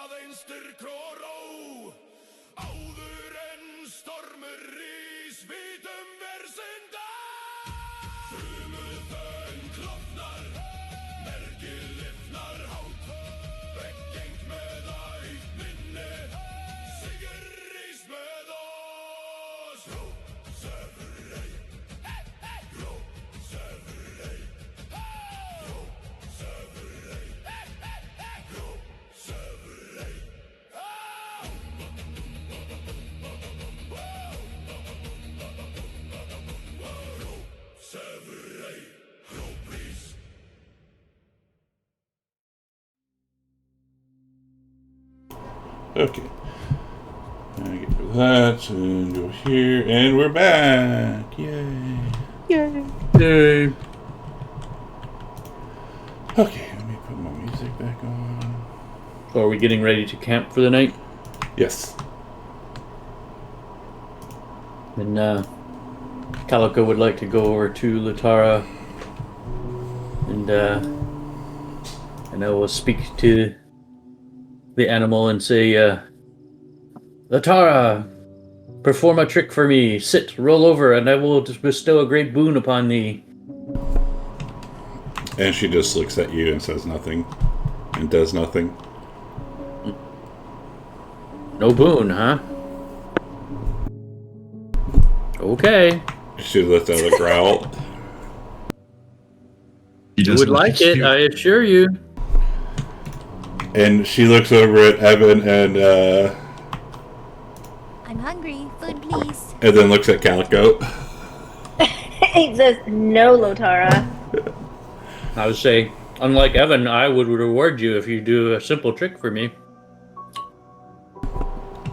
And she walks up to you, like, towering over you now, because she's a large wolf. And she just lets out, like, looks into your eyes and lets out, like, the nastiest growl, like, you probably ever heard. I will tap the button that says, I'm hungry, food please. And she opens her mouth and snaps her jaw shut really quickly. And looks at Evan, and Evan, she says, if he does that again, he will lose a finger. Evan says, Calico, I wouldn't do that. Wild animal, after all. Ask her to take a chance and perform a trick for me. He says, Lotar, just, we'll give him one. Do you want to give him one chance and just sit for him? She will sit and huff when she does it. Calico will smile and say, "That's a good boy." And then I will cast Create Food and Water, creating 45 pounds of food and 30 gallons of water on the ground in containers. Nice. And she looks very happy at this and starts pressing the button repeatedly, echoing throughout, and will bound up to you and lick your face. And then start eating all the food. 45 pounds of it? Yes. Okay. And this will take her 5 minutes to go through all that food. Yeah, I've had dogs. I see they inhale their food. It's ridiculous. Oh, they sure do. Anyway, now she will remember that in the future, hopefully. True. Alright. Is there anything we wanted to do before bedding down for the evening? I'll cast my good berries. Alrighty. Calico will look for a tree he can climb and sleep in the branches. Is there a tree that would suffice for that? Yeah. Yeah, there's a good tree for him to climb up into. Grim knowing Vala will be these miserable. Grim knowing that these witches tend to come out at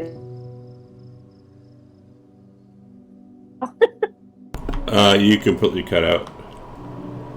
Grim, knowing that these witches come out at night, and then you cut out. Oh, she would ask for her allotment of good berries from Laurel now. Okay. I'll take one if there's enough. Yeah, I guess we should all just Yeah. do it now. You The take normal- our standard A allotment. normal allocation of good berry. Yep. Alright. Oh, I guess I'm not invisible anymore. Oh, I already took it off. Yeah, no more invisible snack. When we Vala wake will up, offer to take first watch. Laurel. Alright. Grim will Thanks, take Vala. this. Grim will take the second. I'll take the last watch, and that's when I'll make my elixir for the day Okay. while I'm on watch. Alright, give us those perception rolls in the tower, please, if you're taking a watch. Does everybody have to take a watch or not? It's up to y'all. We have 4 watches. So Laurel, I think, is taking every watch. Yes. Yep. Well- So Navala first, Grim second, and then I guess Calico and Evan would have to be third, and Grim last. Oh, Snack last. Sorry.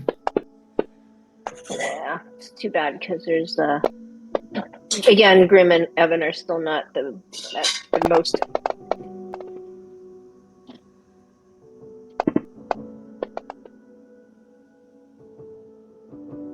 Alright.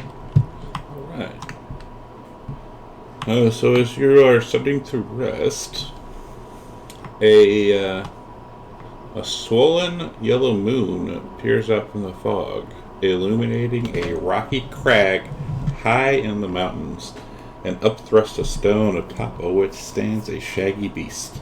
Its neck craned, its jaws open as if seeking to consume the moon. A woman stands beside it.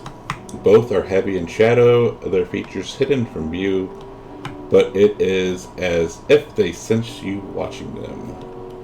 They turn. First, the woman's piercing, icy eyes fall upon you, then those of the beast. The creature howls, and you wake up with a start, only to hear more howling from nearby.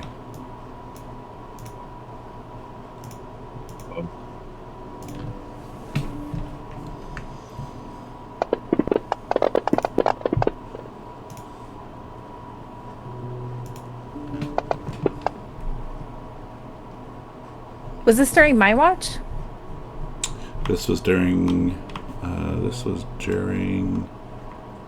just curious if I was able to make my elixir. This was during the second watch. Second. Grim. Okay, so I still have my elixir from the day before. Correct. Your flying elixir. Okay. Yeah, that's. I just wanted to know which one. Yeah. Alright, 2 seconds here.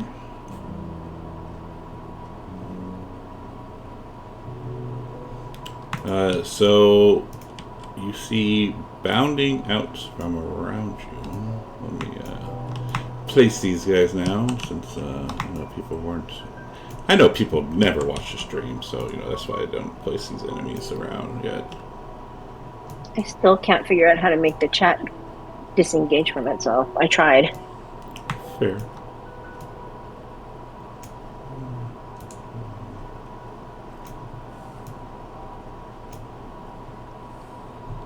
Da-da-da.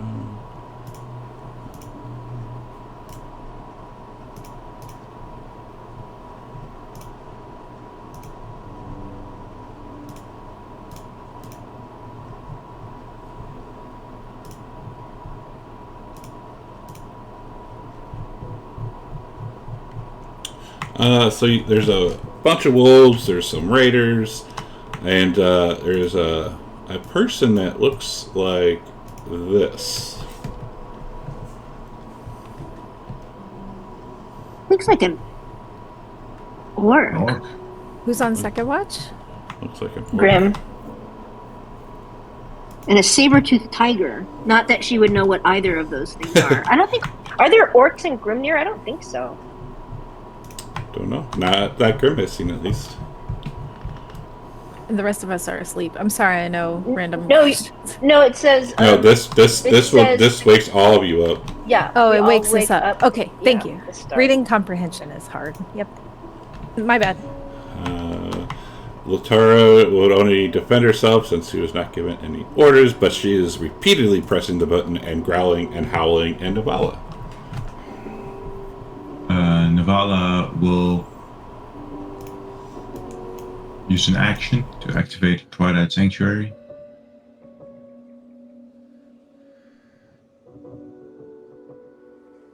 And as a bonus action,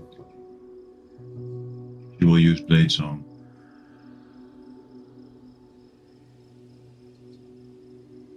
End her turn. Actually, she will move right here. Do all these raiders look like orcs? No, just that one. Just the one? Which is the one that looks like an orc? If you zoom in on the token, it's the one next to the big wolf. Okay. Yes. Oh, I see. Got it. Thanks. Yeah. Snack knows what orcs are, though, so... She does. I'm thinking we should concentrate on the leader. Snack does Follow know the what an go-to. orc is. Yeah.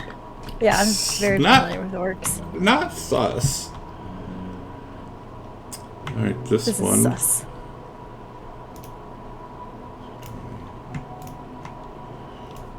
I imagine Navala probably knows what orcs are, too, yeah? She does. Missing Laurel.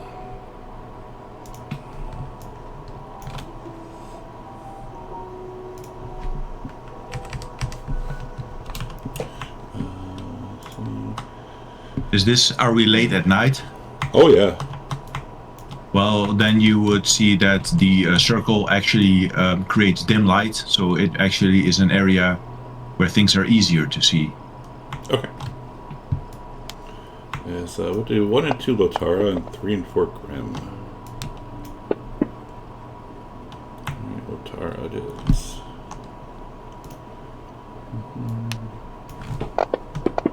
Oh, he would have moved up. Hits anyways.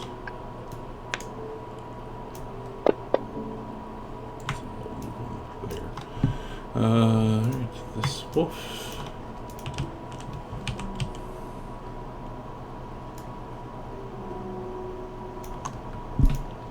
Why are Bounding there up, orcs here? bounding up to Grim and taking a bite out of her.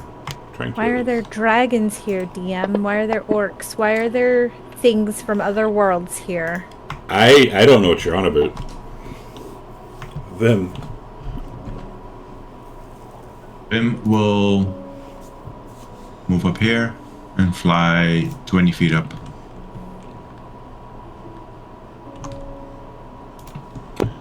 Take the dodge action and make his turn.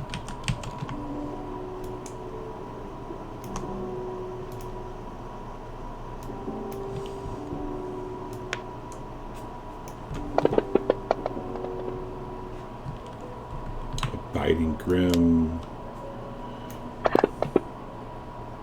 Grim, this is a strength save. If you want to use inspiration, hit it now. Sorry, I didn't wait. Well, you didn't need it. We're surrounded. Oh my god.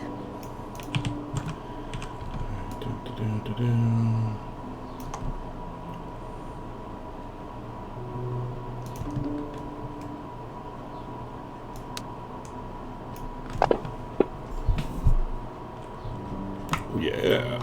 Oof. Alright, Evan, a strength save if you want to hit inspiration. No.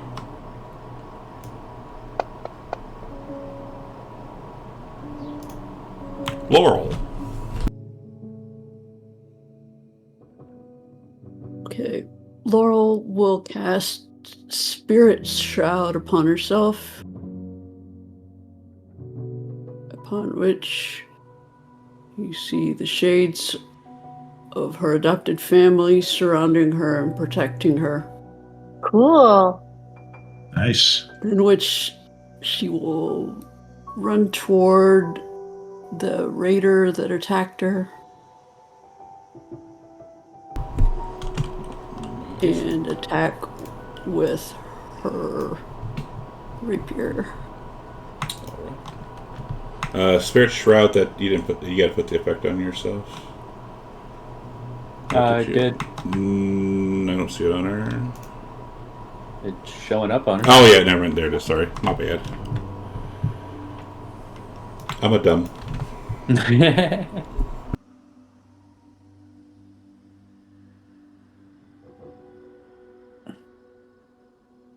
Alright.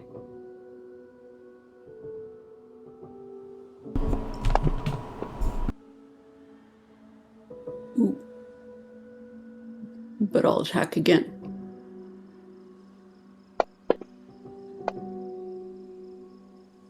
That's Not nice. good. Try your offhand. Yep.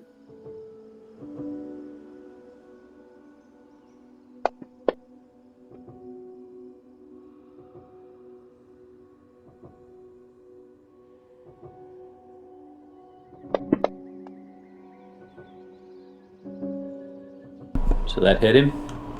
Yeah, it did damage. I gotta put things on him then.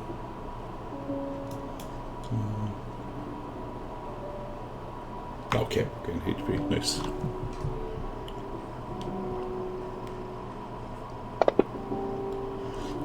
Alright, Calico. So I'm up in the tree, right? Correct.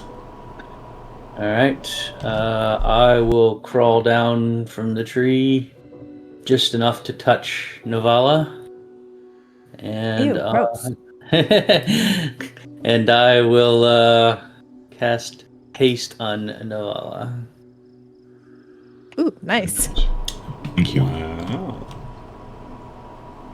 Which one goes on me versus her? I guess it goes on. It's a concentration spell. You should be able to just put it onto Navala, and it will work. Oh, and it'll just work? Alright. Yes. That's how it's supposed to be. Yeah. Yeah. Okay. That's how it should be. We'll find out. Alright. And then I will climb back up into the tree, hopefully where I can find some amount of cover, if there's any cover amongst the branches. All right.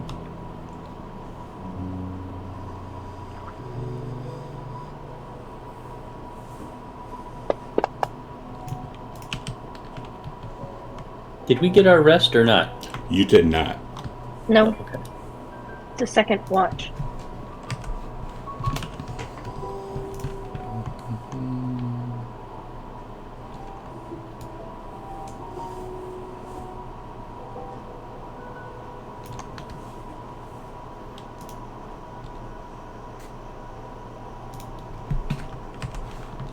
And we'll attack Evan.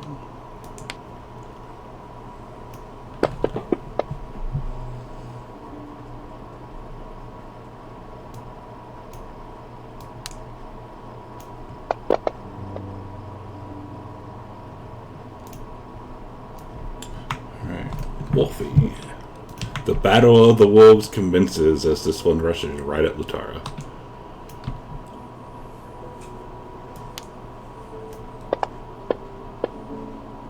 And misses. Nice. Snap. Okay. I'm gonna briefly say to the person closest to me, which I think is Navala, try to keep the orc alive so we can question her. And then I'm gonna move down here. All right, and as you're walking through the wood, through the trees, you hear a click. Of course. Why do I Seizure. always set off the traps? Seizure. as 3 magic darts lash out at you. Thanks to Caesar Hero in the chat.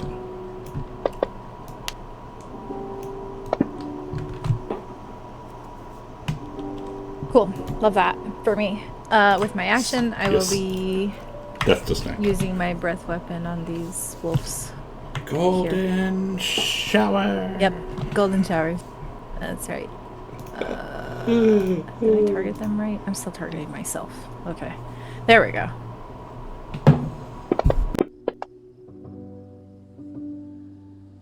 Okay. I think the one that saved will take half damage. Poor wolves. What the hell did you? They didn't do anything to you. They attacked my friend. And that will... Oh, I gotta mark it off. Yeah, okay. That'll end my turn. Alright, this one bounds up to Laurel. Attacks her.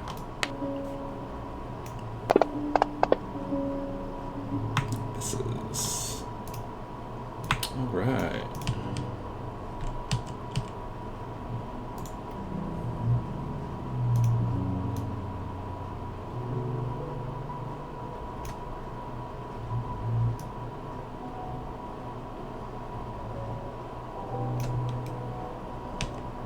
That looks a bit right.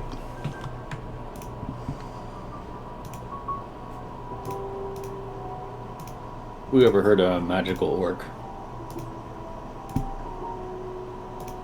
I have.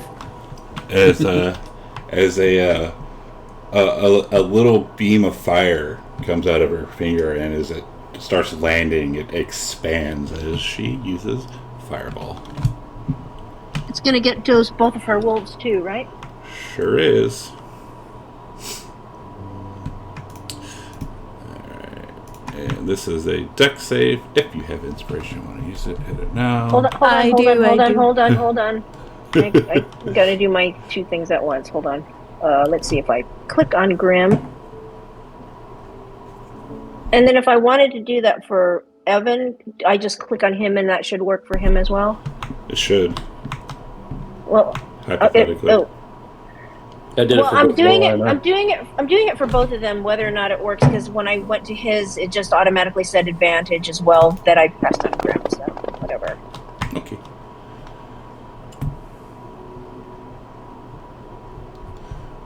And as you hear,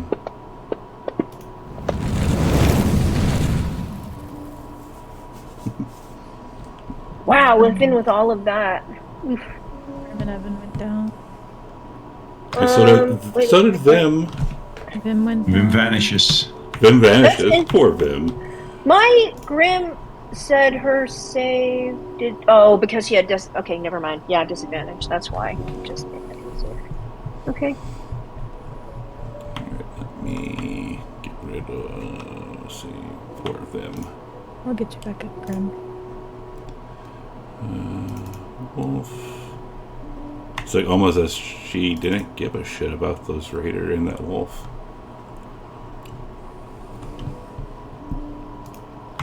And she lets out a laugh.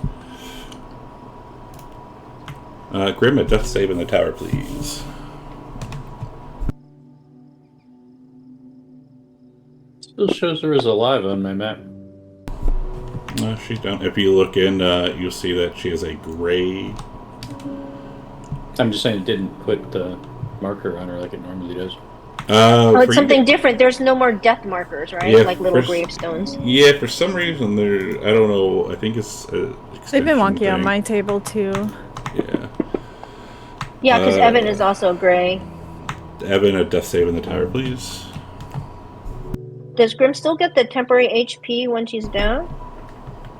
That is a question for Navala. I don't know. Let me look that up. It's unlikely. I don't think because it's temporary HP, I don't think you get it. Yeah, it's probably unlikely. Yeah, probably not. Lotara, I think she can only defend herself, so she will attack that wolf to defend herself. And misses. Right, Navala. Yeah. Navala is going to move over there. And as a bonus action, she will cast Shadow Blade. Make 2 attacks against the wolf. Because of haste. Yes.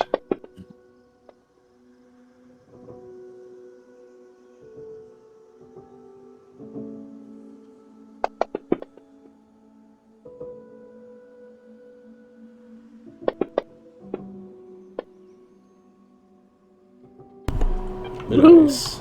Nice. Ooh, real nice. Nice. Wow, 8s and 7s. Yeah, lucky roll. Very nice. Let's see. She has 40 movement. Evan is still in the... Still. Yeah, he is. Okay.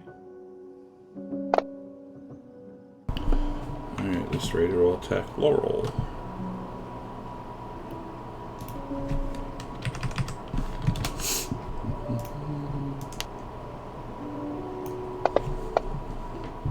Oh, come on.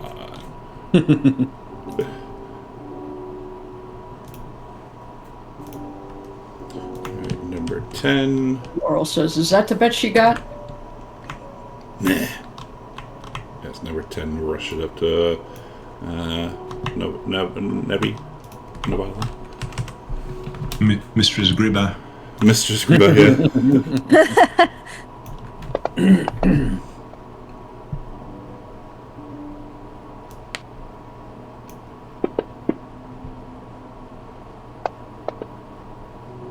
Aw. Alright, the wolf will attack Snack. Rude. I mean, you just breathe golden shower Yeah, onto miss. it. As this wolf will also attack Snack. You missed. That one didn't. Well, shit. Now I can't move towards Grim without taking an off attack either. Oh. Uh-oh.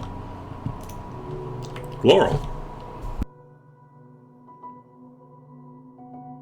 All right. Laurel will once again attack with my blade. With the advantages you have. Yes. Jesus. Alright, do it again, I guess.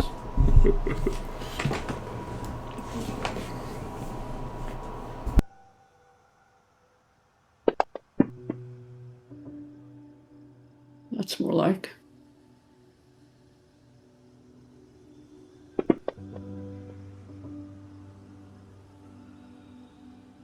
And the dagger. Yep.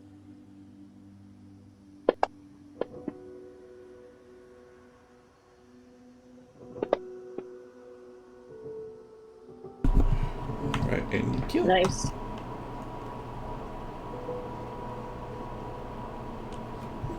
Well, Gravestone comes up for the NPCs at least. It's been like this since we started Calico.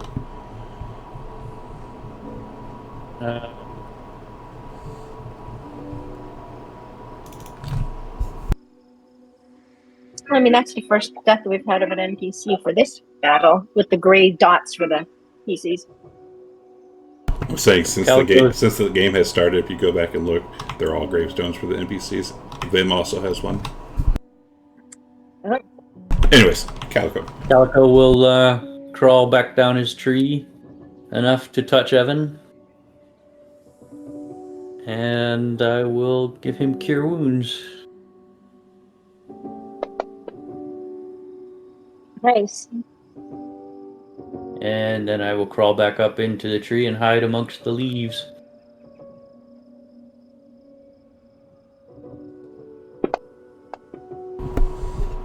Alright, the wolf will attack Navala.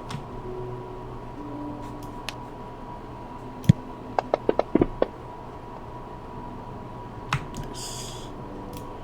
Snack. I don't. I'm trying to figure out how I can hit both of them without hitting Grim and without moving to take an op attack, but I don't think it's possible. Just hit Graham. What's the worst that could No. happen? She'll take double death save failures.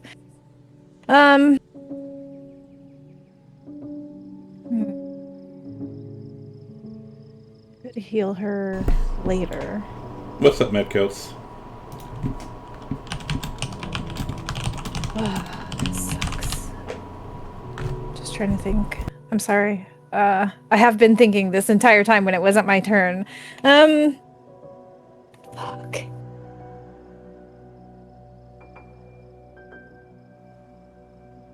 I just don't have the HP to, like, take an op attack right now either.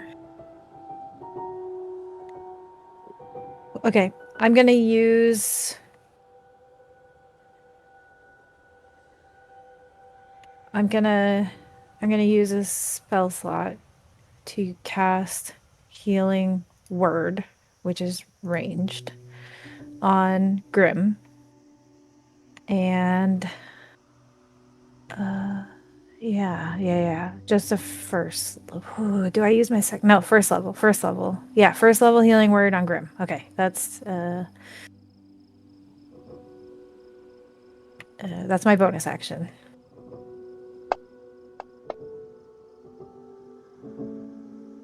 And then with my action, that was not a bad heal. Wow, that was fantastic. Yeah, my I get a bonus whenever I heal people. What was it called? I think when you damage them too, you add your intellect modifier, right? Yeah. Only with certain damage types though. So my alchemical savant, when I heal people now, it gets a +4 bonus in addition to the healing from the spell. Okay. With my action, I'm going to... I can't cast a spell because that was a leveled spell. Oh, let me mark off my spell slot before I forget. Okay. With my action, I really hate this. I'm going to dagger attack the wolf in between Grim and I. Yeah. Rude? Sorry for taking so long on my turn here. Jesus, for nothing other than getting Grim up. What's up, Sven? Thank you, sir. My... I appreciate it. Alright, this wolf will attack Laurel.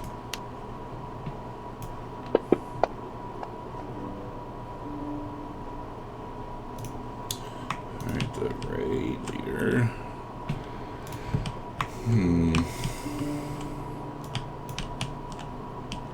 Do I do it? Well, we're all dead. Do I do that? You know, I think I might wait a second.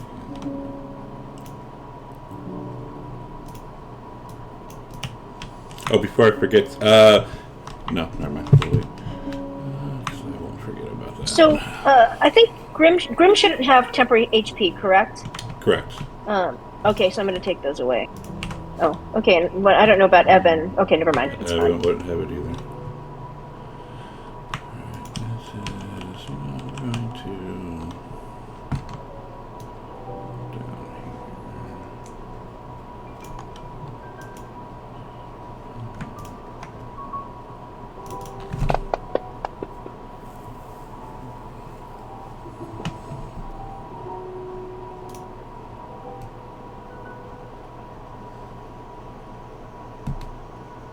And it's going to point this finger at Navala. Focus! Grim. Grim is just lying on the ground and feels a little golden healing.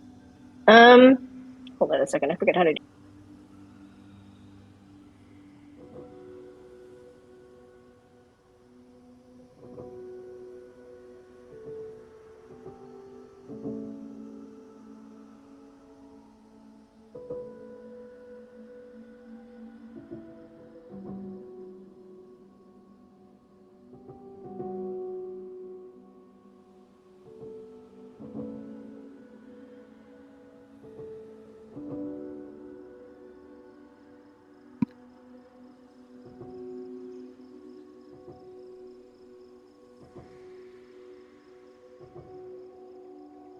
If you move it up, you can catch the wolf. Yeah, I'm in the process. I'm just making sure it's not hitting you. I mean, I could be really safe and do this. Yeah, because she's not going to be able to get the other wolf. All right, so she's lying on the ground. She's staying on the ground. Although, actually, she should probably stand up because, wait, melee attacks. They get advantage if you're prone, Okay, but they're going to get yeah. advantage anyways because they're Pack Wolves. attacks. Right. Well, okay, so she's going to so stand it really up. doesn't matter. It really doesn't matter. Well, she's just going to lie there for us now. Hold on. Let me,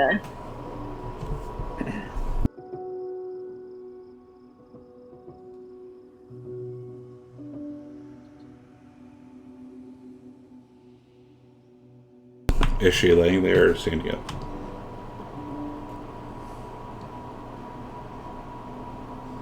she'll stand. She'll use half of her motion to stand up, and then she's going to make a little gesture and do this. And as you do that, she says, oh, wait, hang on, that is hypnotic fire. Let me double check. Yeah, she says, fuck off, as she uses counterspell. Let me double check since this is level 3. You are level 5 now. Alright.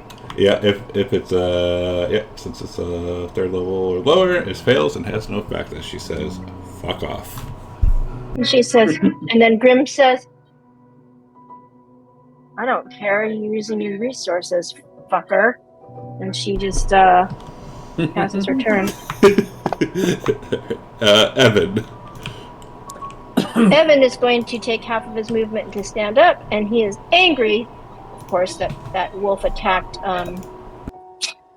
his Latara, so he's going to fire his longbow at the adult wolf.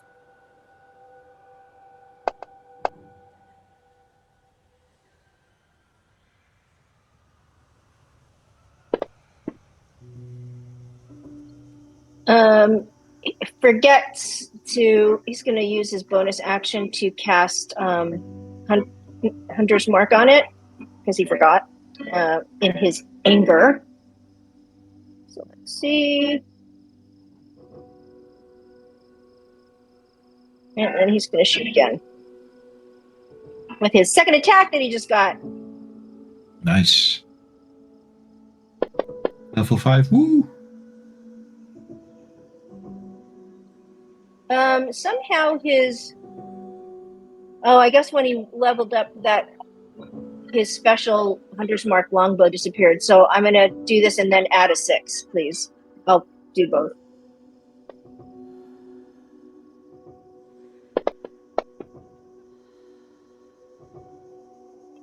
Great. And he is going to move over here. And pass his turn. Latara, since she nothing to attack and she was not being attacked and not told to do anything. Novella. Novella will turn towards this raider and attack. That's so interesting because it didn't say that the wolf goes down. It just turns into a gravestone. Is that it? Yeah, I don't know. It's been like that for a while. Like, I don't know what's going on with it. And miss. She's going to move over there.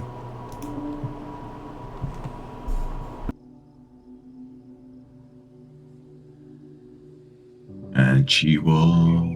Let's see, is anyone down? That's her turn. This raider will attack Novella.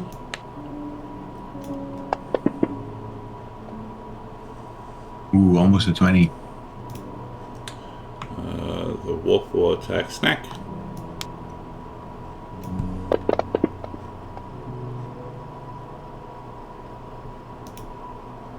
This wolf will Yeah, attack that's Snack Cauldron Bubbler.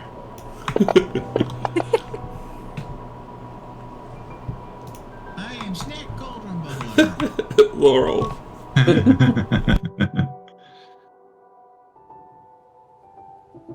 All right.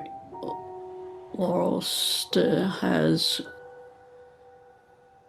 an enemy to fight right where she is. So she'll attack it. Nice. And it does. Obliterated.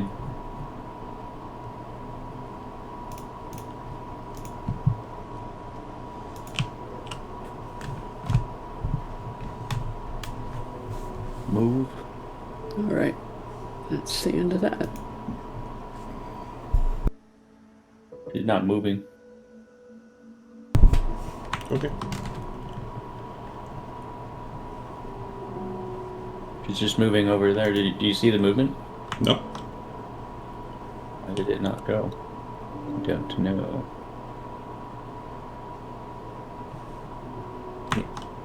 Saw that I saw one. it now. It popped up. Yeah. It vanished. Yeah, there it is. Alright, Calico.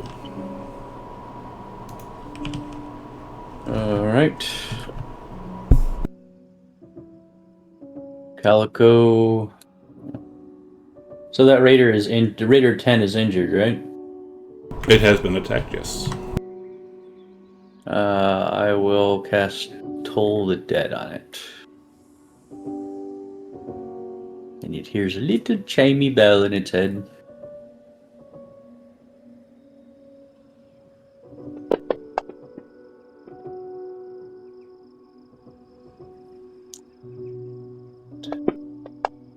Why is it rolling twice? Am I rolling it on myself? Very nice. Did I put damage on you myself? you rolled it on yourself. Hmm. I don't know. Can you take the damage off? You rolled so the I don't damage on die? yourself, yeah. I had like 28 damage, I think. Let's see, 15. Let's see, so you had 12 left. I think it was like that. Yes, that is correct. And put haste back on Yeah. yourself. Put what back on myself? With the haste spell. Oh yeah, I gotta do all that again. Crap. And put it back onto Novella. Will do. Oh shit, I gotta give myself a 3rd level spell back. Alright, let's see, Caesar, or not Caesar, Sven, big hero, bought the wolf a healing potion. If someone would be so kind to drop it onto it, please.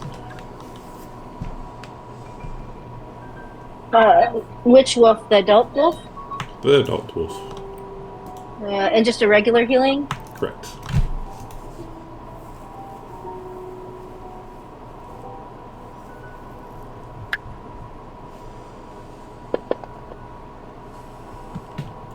As she stands back up, shaking her head, and attacks Otara.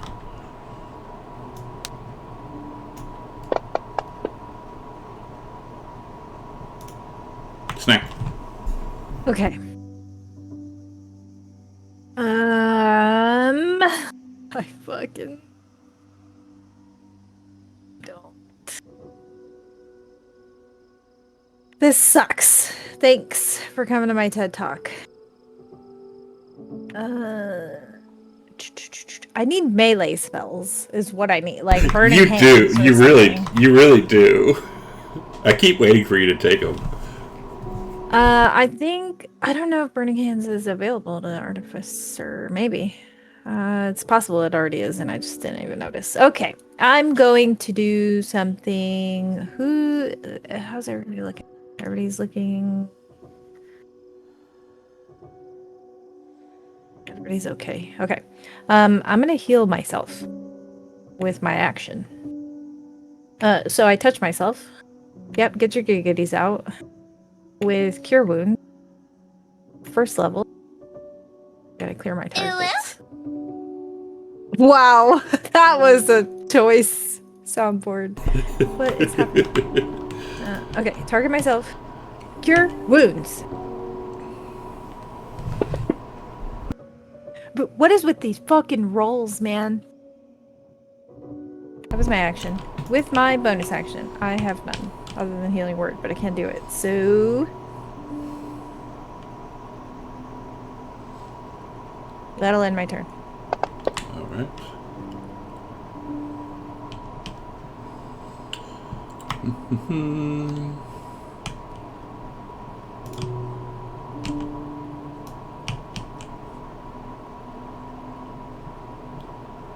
Get you all on this now. Except for Evan. I put the dance down clip on it. Oh my god, that's awesome. It's on my stream deck now. And that little icon. I will say hi, I will do it. Low, I will not. I guess I'm doing it. Definitely. That's pretty high. I guess I'm doing it.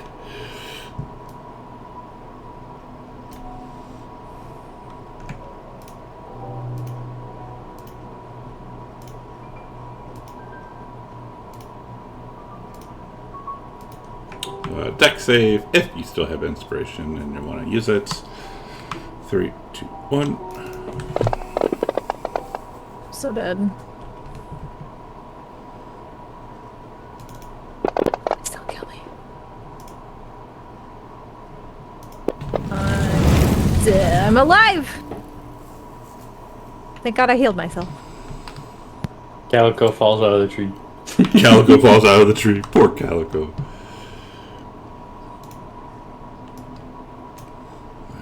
Oh my gosh, both me and Grim are still up. Huzzah! Nice. Let's see here. I guess Navala no longer feels speedy. Oh no, yeah, she feels very slow now.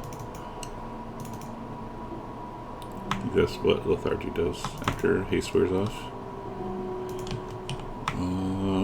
Okay, that's all. And actually, she will back up a little bit. Oh wow, but it killed both of the wolves in front of us. That's good. Yeah. Almost as if it doesn't give a damn about the people it came with. Grim. Grim is quite angry at this spellcaster, and she is going to look at her and make that same little gesture. Let's see.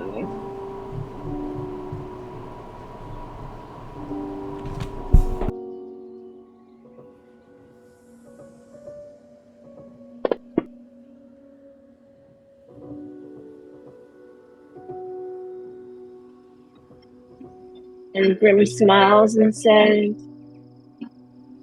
"How's that feel, fucker?" That's so. I think. Well, no, that's not laughter. That's not laughter.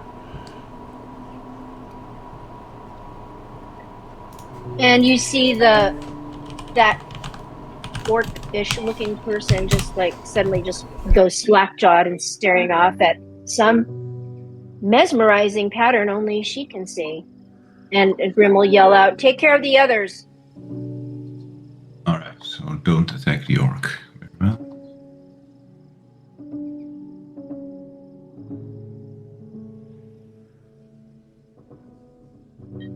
And then she will see what is she going to do. Let's see, is there anything left? Just the big wolf. Oh, just the big wolf. Okay, well then she's just going to turn her attention to that, but she's going to move a little out of the way over here. And But now we can pass her capture turn. the orc. Right. I'm cooking something, you guys. I'm cooking. Evan. Evan is going to shoot the wolf again. Lotar growls and presses the button feverishly.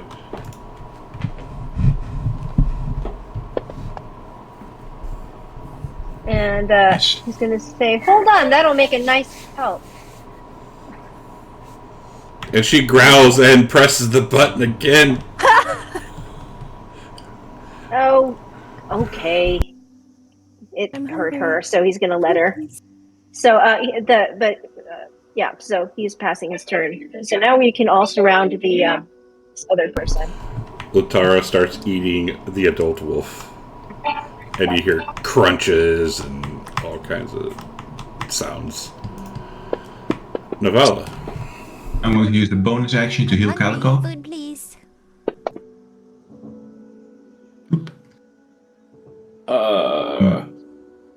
Then I'm going to run up to the raid leader. Lethargy, right? Oh, you're completely right. Never mind that. Calico, you're still down. You're completely right. I'm down again. Yeah. I'm still dead. Alright. I'm skipping my turn. Oral. The aura will still be active, of course. Okay. Where's the guy I have to go after yet? He's down right now, so Okay. I guess you can double move to get closer. I got a plan, you guys. Yep. Do I have any action left? No. Calico, a death saving tower, please.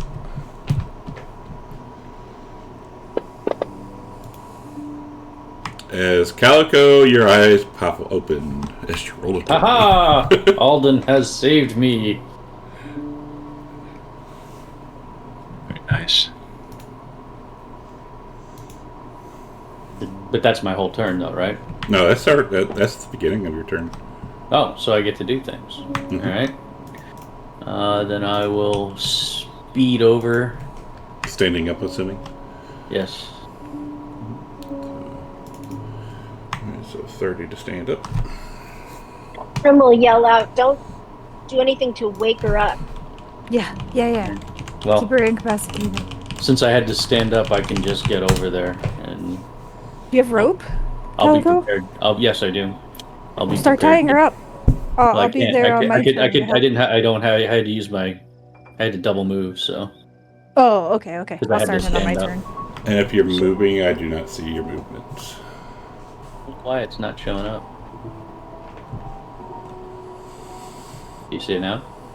Yes, double movement. Alright. Alright, so I will prepare to tie it up.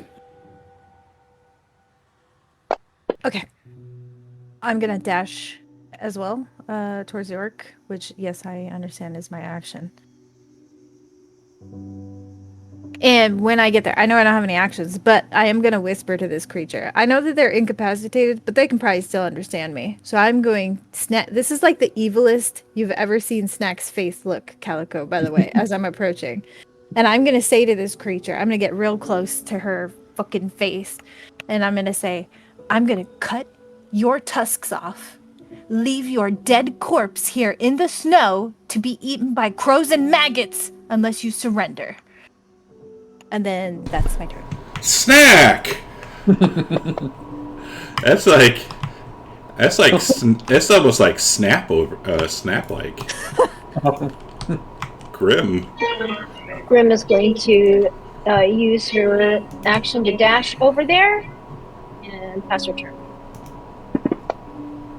Evan. Evan is going to use his movement for, dash over there, surrounding, pass turn. Bonus, well, he'll just say, Latara, just keep on eating. Latara is ignoring anything you say right now.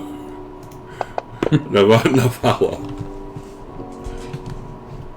No longer feeling lethargic, she's going to move over there.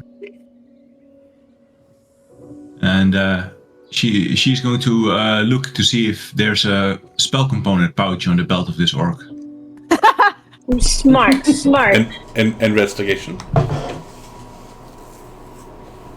I'll use my inspiration for that because previously I had advantage from my blade song. From my advantage.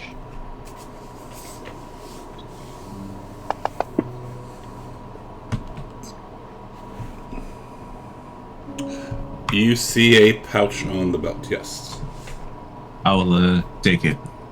Okay, you take the pouch. Nice. And when I open it, do I see what's inside? You see money and a couple herbs. Very pungent smelling herbs. Okay.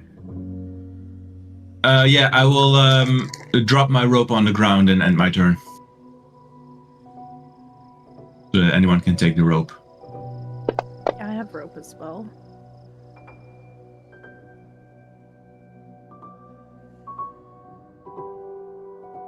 Okay. Laurel asks the group, "Do you want me to blast this guy?" No, Not it's yet. a woman too, I think. Is it a woman or? Oh, It is a woman. okay. It's got tusks. Oh, thank you, Sven. Clipped evil snack. Thank you, Sven. So, should I blast it? No, we need to question it. Her. We need to interrogate her. Take all of her items so that she has no focus or spell components. Yeah, so try to decide without jostling her, just like try to gently take everything off of her. All right. So looking at her, do I see that she has anything else on her? Looking at her with no checks or anything, you do not see anything else. Then I will attempt to tie her up. You said no checks. What are you going to try to do an investigation? Calico's going to try and tie her up. All right, sleight of hand in the tower, please. Actually, Grim would say if you hold, I can help you out with that, but only if you hold an action. Basically, she says, "Hold on, and I'll be able to help you if I can reach over and catch you." All right. So is that an action I can hold then and just do an advantage when it's her turn? Yes. All right. So should I just do it with advantage then? Yes. All right. In the tower. In the tower. All right.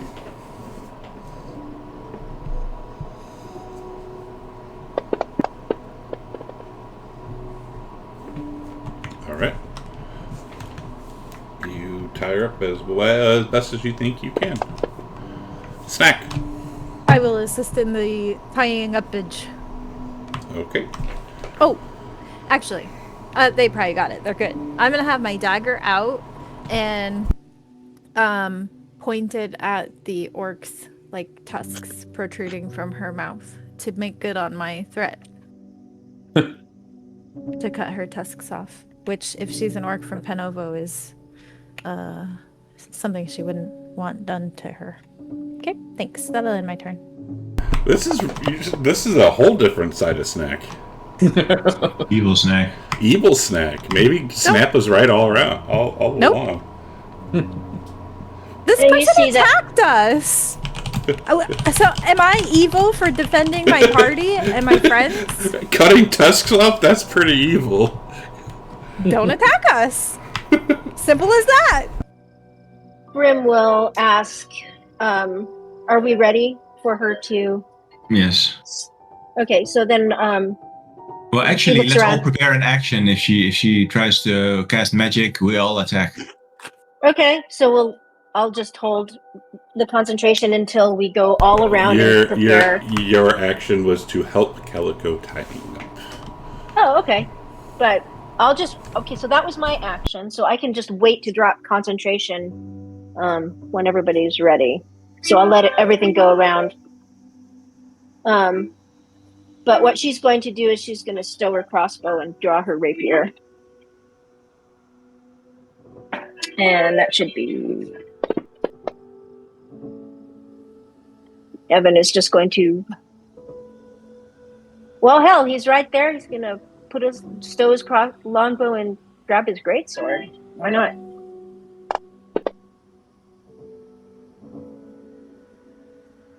Lotara is munching and crunching, and you hear a sound it's almost as if it was purring coming from her. Vela. Already in action. If she tries to cast magic, I'll attack her.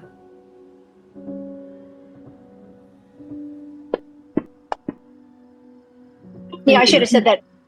Yeah, I should have said that Evan is ready in action to attack her if she tries something.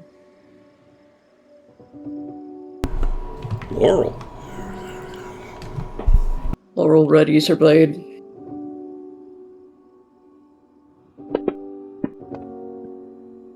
Back to Calico. Calico has no weapons, so he's just gonna walk over here and rest for a bit. Lick his wounds. Literally lick his wounds.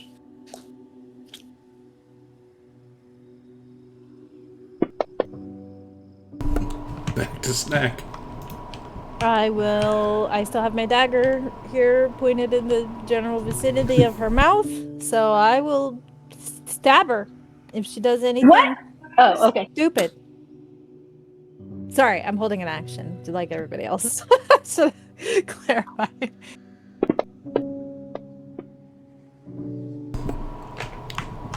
Okay, she does nothing. Grim.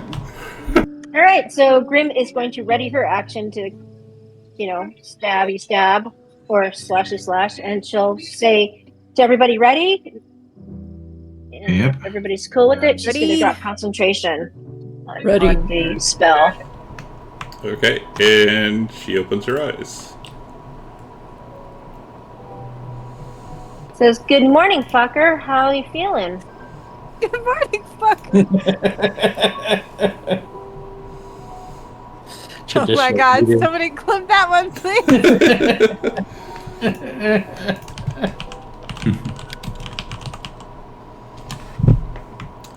Is that all that Grim does? Yeah. Okay. She have any response? Nope.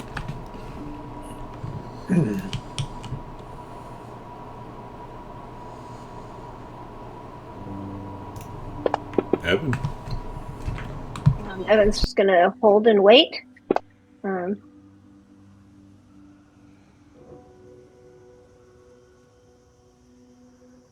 Lotara walks up and looks at Evan and presses the button and looks at the creature. No. He No, says, well.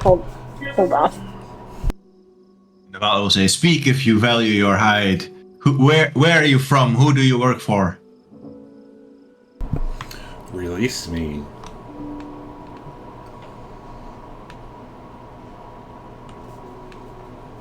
That's all she says? Release me. As she's looking right into your eyes, like almost like she's looking into your soul. Release me. Fuck this. I'm gonna attack her. Okay. I think that she's casting a spell. Okay. It's a hit.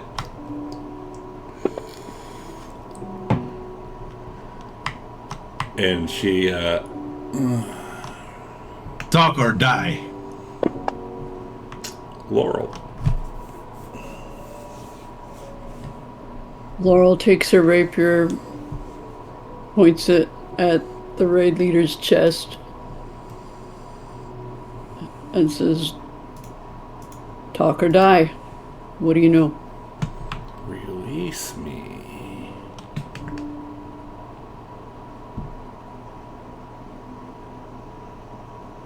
Or attacks. That's all she says. Maybe she only knows one word. That would be sad. I wish I could speak Orcish. Somehow I don't feel very sad for her. Wouldn't she have advantage because she's tied up and Yeah. prone? Grim She's took not out prone. prone. Grim took prone off. Well, she wasn't prone. She didn't fall down. She just stopped. Oh.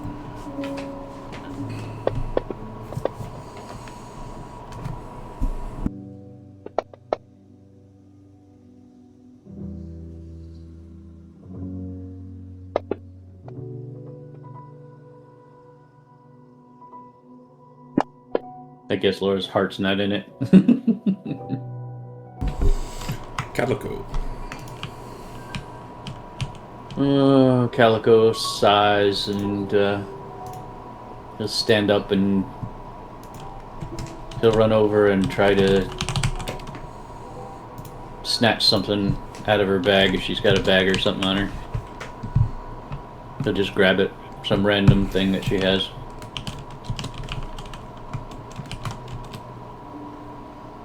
Oh, she's all Okay. tied up and everything, right? Yep. Do I get anything? Do I have to roll anything? Sleight of hand or something? You don't see anything on her, just running up to her. I'll pat her down, then I'll inspect her very, very closely. Alright, roll that check. Is that investigation? Yes. Or perception? Investigation. You're searching her.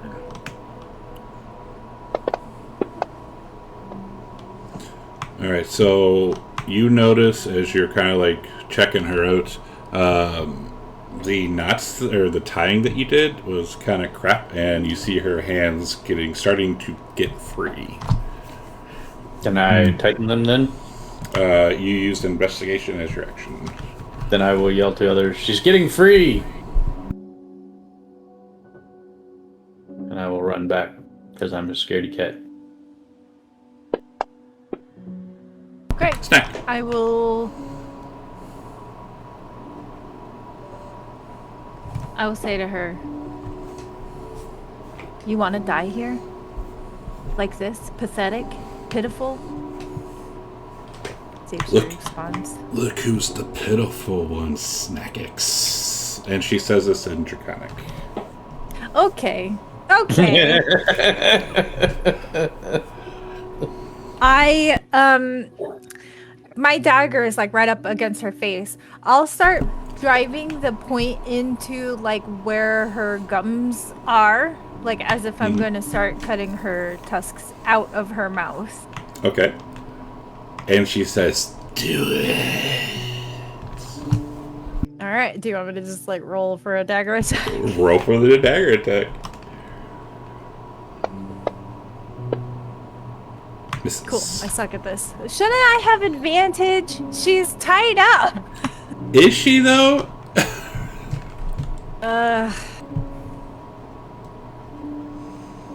With my bonus action, I'm gonna bitch slap her. No, I'm just kidding. You can do that as a free action, sure. Why not? I don't have an unarmed attack on my Aw. sheet, so it's fine. Well, you need to get one because I think we all do. Yeah, Chain bitch. Well, we would do 0 damage with an unarmed attack anyway. So. Yeah, I have a minus to my strength, so. I guess that'll end my turn. I'll call her a bitch in Draconic. Okay.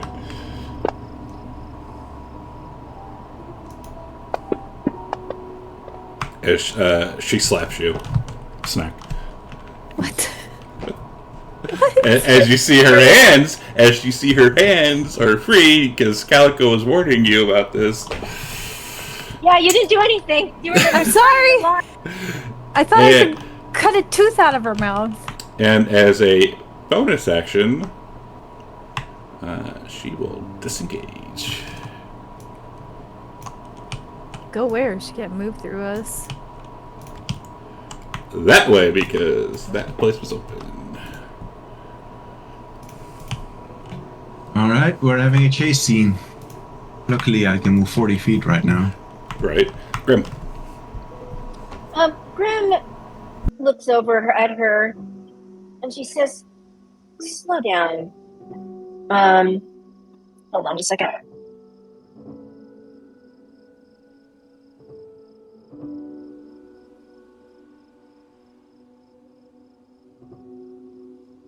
Snackix.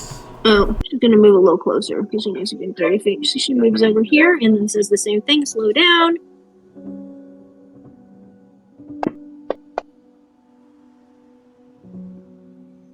And she puts the slow effect on her.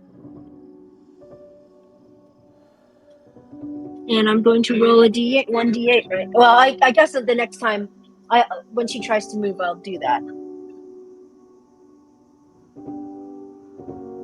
And then I pass my turn.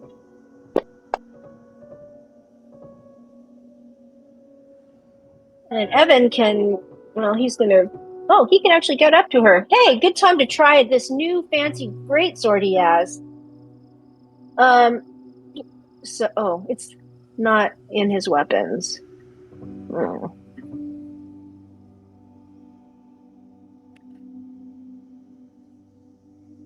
DM's trying to rage bait me. There it is. Okay. Second. Let me get back to... Me? Rage bait? Anybody? No. I just want you to There follow we through go. with your promise to cut off the tusks. Let's try this out. He's going to attack her with his new greatsword. Oh, it misses. It misses. Whoa! Okay, she has a high armor class. So damn it. His bonus action, he's going to, or does he? How long does Hunter's Mark last? An hour. I don't think it. It does it last? Oh, it lasts an hour. So he'll just use his bonus action to put that on her next time, and pass his turn. Well, Noella will charge up. Attack with her Shadow Blade.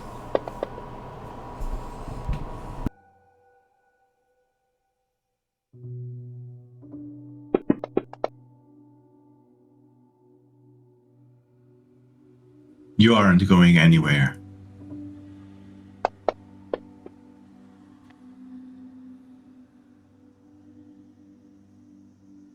And Laurel ends up and attacks with her blade.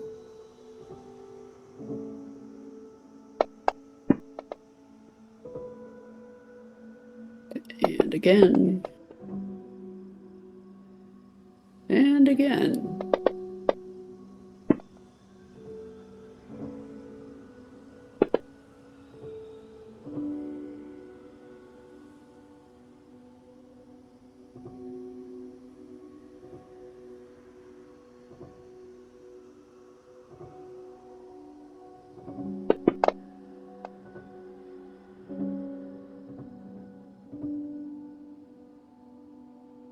All right.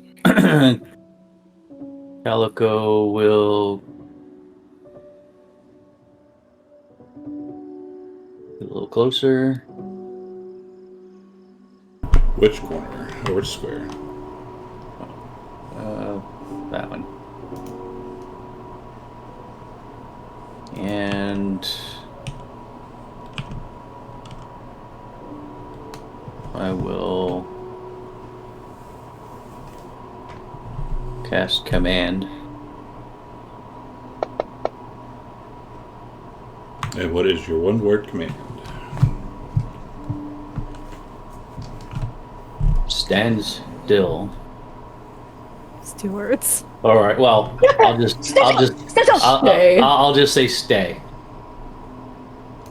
Let me check something. Okay, I'm gonna move. Hang on, let me count the distance here. No, I'm not gonna move at all.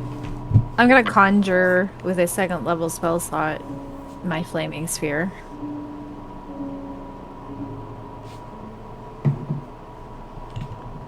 Right behind her. And as my bonus action, I can ram it into her.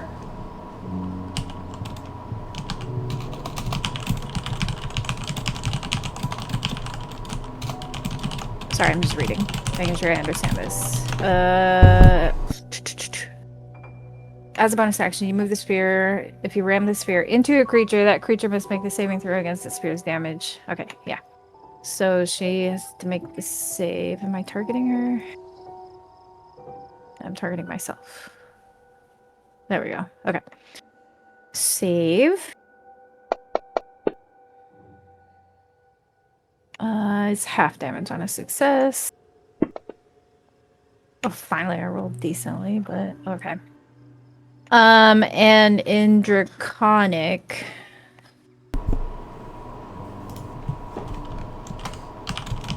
I see that. Yes. Okay, so I'm gonna. This is whether or not what's his name? What's his name? So her speed is reduced by 15. Okay, she stops moving anyways. Grim. If she ends her turn within 5 feet of the flaming sphere, she also takes damage from it at the end of her turn. That's fine. Is that for anyone? Yeah, for anyone. Okay. Grim is going to move over here. just stand right here.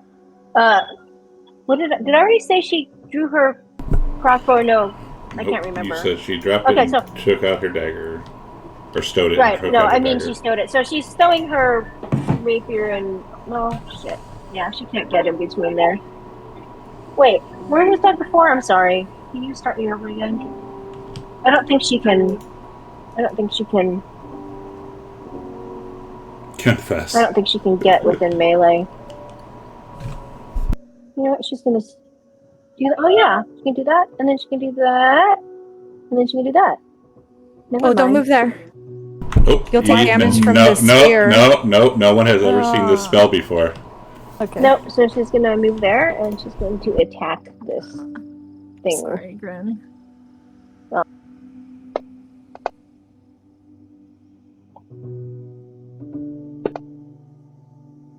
Drop concentration, though.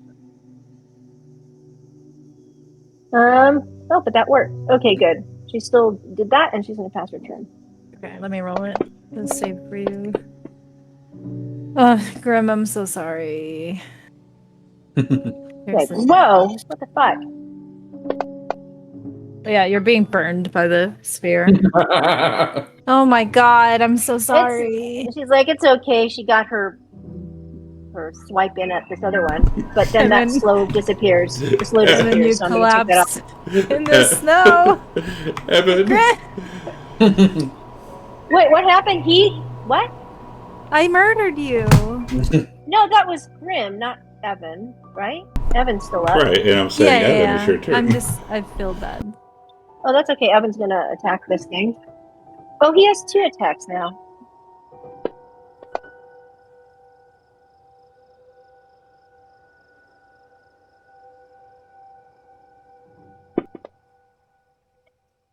I'm adding a 6 because he transferred the hunter's mark. And then he's going to attack again.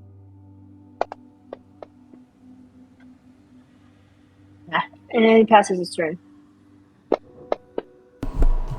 Old Tara starts pressing the button and growling. Navala. The fireballs were impressive, but aside from that, you're not much. No one, you can't handle me on your own. That's why you have to use a group claw cleaner. And she says this in common. Sorry to disappoint you, but I've never cleaned any claws. Not you, Drow. The kobold. Then I will use my bonus action to get Grim back up.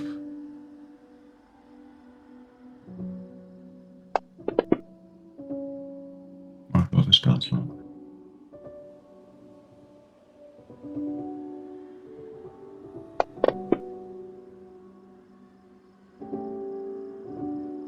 Right. Inspired to greater feats of glory by Grim's going down, Laurel attacks once again with her blade. Nice. Take that.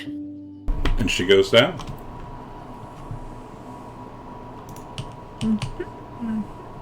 I think that's magic damage, so definitely lethal damage. I'm gonna drop my Grim stands spell. up and spits on her. Not yet. As Laura walks away. Calico.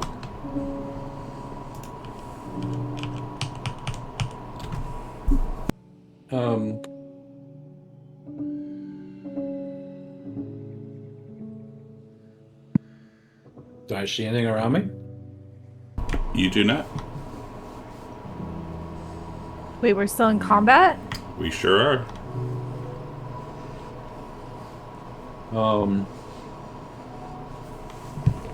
I will run up and feed Grim a good berry. Naval already got her up. Oh, did she? Mm-hmm. Did healing word for 2.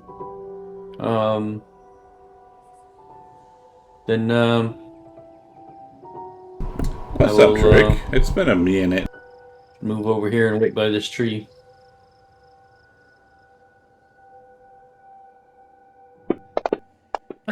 Snack. I'm gonna move my Oh, spear 1 square over. And then ram it into her dead body. Okay. Doing damage to the dead body. For whatever Cool. that's worth. Poor dead body. And that'll end my turn. Alright, and before Grim goes... Oops. This creature stands up. Shut up. What? Using half movement to stand up. That's what you think. As a bonus action, disengage. 5, 10, 15. Bonus action. Uh-huh. And then as her action, she's going to dash.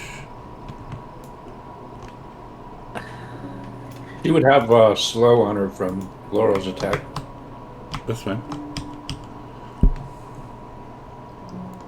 Grim, Grim says, slow down. you cannot see her in the trees from where you're at. Remember, it is in the middle of the night, and you already had hard visibility in the daytime. Did she just say something? She didn't say something from over there. She said something before she ran off. Correct. Well, I'm just going to run after her in the direction she saw her go. So how do you want me to figure that one out?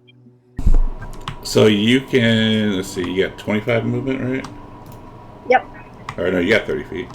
So if you follow her footprints, here, that would be your 30, because it's still dim light in about a circle. And then you would see a footprint there, footprints there, and then it disappears. Okay, then hold on a second. Let's just go into...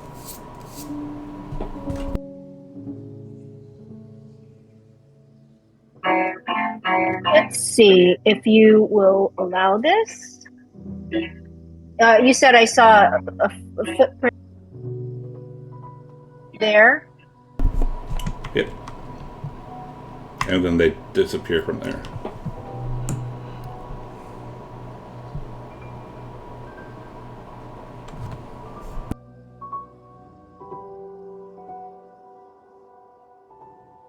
I'm gonna do that. She doesn't want to catch her soft. Oh shit, I'm catching myself. Am I? I'm looking closely. Is that me? That is Am I you. touching? No.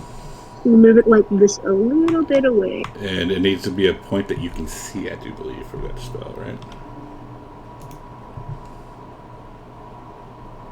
No, it doesn't say. I'll share it and see what you think. You should still be able to see the center of this square with my aura.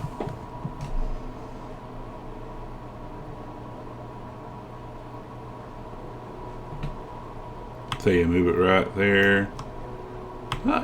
So, For some reason. so it would be right there. I mean, it's catching you. I know I can't move it. I don't know why I can't move my square now.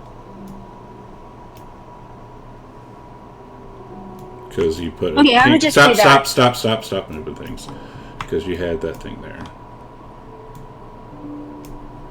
That is the end of where you could really see.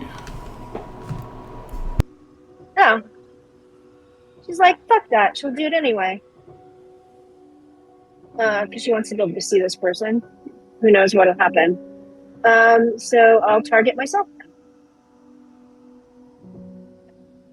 She's going to cast Fairy Fire. Oh, and Devil's Advocate. Okay. You were there correctly, right? Yeah. You were prone because you were knocked out last round. Oh, okay. Never mind. 5, Then 10, all this I will not do that then. Yeah, so all that thing would have gotten you right there, and you would still see the footprints and all that stuff, but your whole movement would have been there. Okay, so I'll move back over there, right? Yeah. Now you lose sight of the trees and all that crap. Okay, never mind. Then I'm going to take that back. That's as far as she's going to go. All that for nothing. Sorry. I know. I was looking. I was like, oh wait, you were pro. Let me take out pro. Oh wait, Evan. Evan will go running after as far as he. So. Doesn't he have Hunter's Mark on her? Oh, that's right. He does. Smart. He knows where she is. He's like, don't worry. I know where she is. So. You have advantage on any perception or survival check you make to find it. Okay. So he will move in the direction in which he saw her go, and then I guess that's 20 feet, and then he could go to here, and then he'll use a survival check to see if he can figure out where she's gone. Right, with advantage.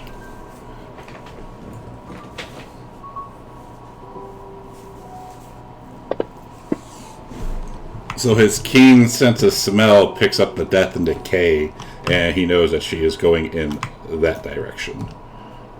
Great. And he'll let everybody, he goes, she's going due east. Or, directly in front of me, whatever, since we don't know our directions. He's going, oh, never mind. Well, since Evan has given directions, I'm going to follow him.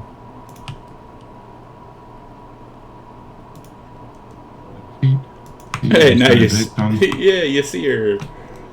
So I have 40 feet movement. Boom.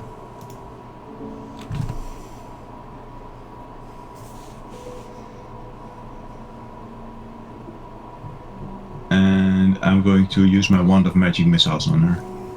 Rude.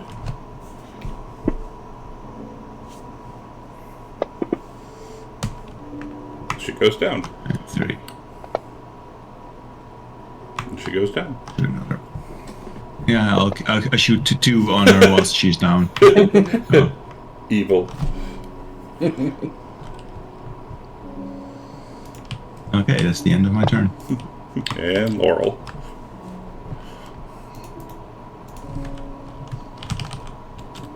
So can Laurel...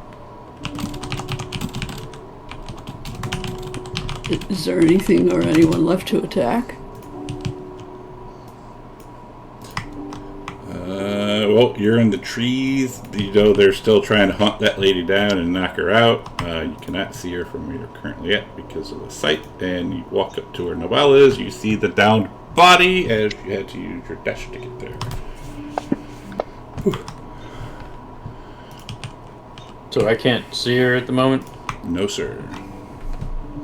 Attack her. Sorry. I'm gonna move towards where I think they are. Man, you got keen sense of knowing exactly where they are for some reason. Well, I got plenty of movement. I can run all over that place if I want to. I know. I'll go like this. Yeah, just go there, go there, go there. There.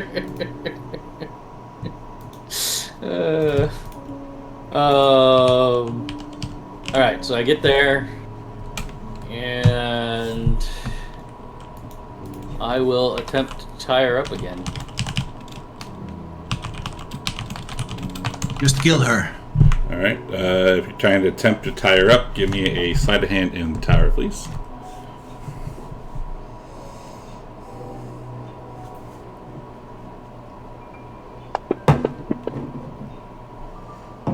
Thank you. You don't think you did really well.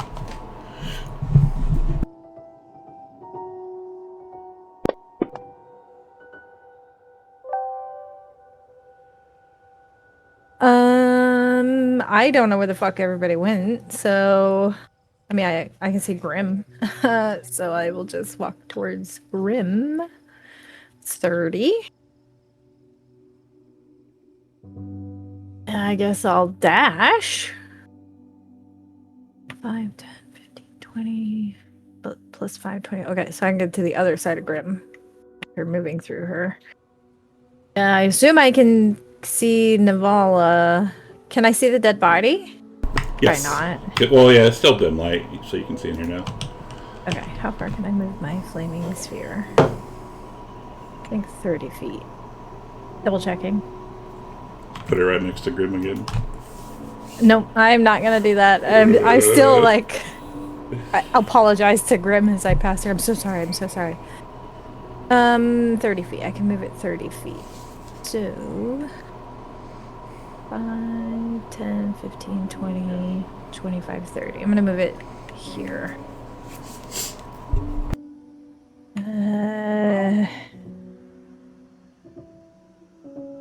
Yeah, I'm just gonna. I don't want to drop concentration on it just in case I need it again. So that'll be my turn. Because I use my action to dash and my bonus action to move it. Yeah. Okay, so Grim is going to move to Navala. She will be here. She will go ahead and attack this creature. Hang Why on, not? hang on. Oh, wait, sorry, before you started. Alright, she opens up her eyes again, looking at Navala. Huh. Release What the hell? me. Dude, And, what the fuck, dude? so this would have been before Grim. Hang on. What are you? Are they a catkin with 9 lives? So she stands up. Calico wishes. Panovo and Does she Catkin look have a like injured trait. at all? Does she look like some kind of undead? Oh, she looks super injured. Like, she's bleeding a lot. Release me. Let me a second here. Yeah, load the module.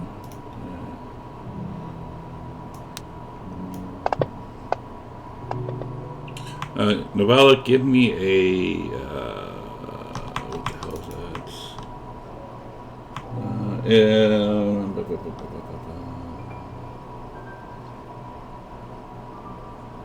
that? Guess sleight of hand? Give me a sleight of hand.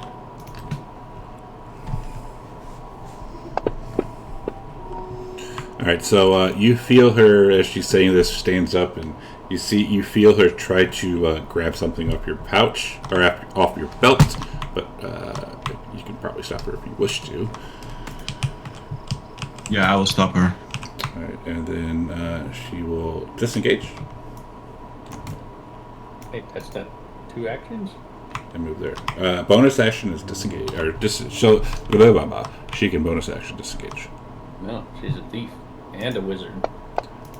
Evan. Can Evan? Oh, what did Grim do? Damn it, I forgot. So Grim, if you would have moved your 25, I think, to get there. I don't know what you want to do now. And so she's. So can she still see her? Yes. Well, then she's gonna shoot at her then. -2 through the trees.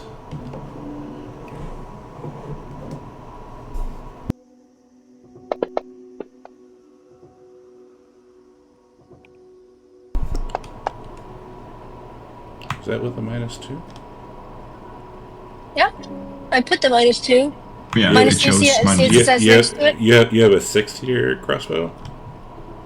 Oh, this is Evan. Yeah, duh. I was thinking you're on Grim again. Alright, Okay. so yeah, you hit her. Okay, and she gives her a little damage, and so then it's now she's gonna pass her turn because that was her maximum movement. Actually, no, hang on. We screwed this up. Grim, you attacked with the crossbow. Yes. Grim has a +6 on a crossbow. Yeah, that's normal at this level. Because we have plus 3 proficiency. proficiency. Oh, Three. proficiency. Yeah. Okay, anyway, blah, blah, blah. Back to Evan. Unless she's doing All right, something back else. to Evan. Can he see her? Not where he's at. Okay, he's gonna move up here, and then shoot. No, wait. Does he? No, he still has his. Shoot. He has his great sword. So that's. What was that? 20 feet.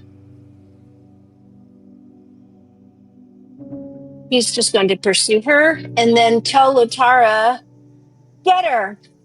That's his bonus action. Tara howls.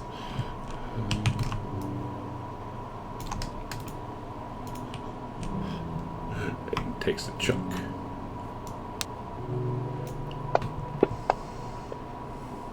Misses. Novala as it gets dark all of a sudden everywhere. Can I still see her with my dark vision? Yes. Alright. I'll try to down her again, I guess. My wand of magic missiles.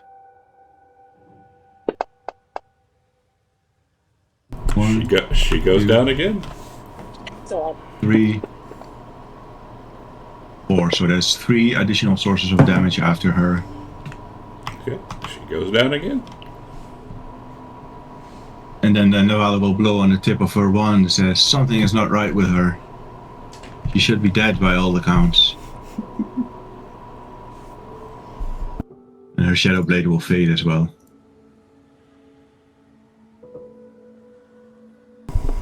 Laurel.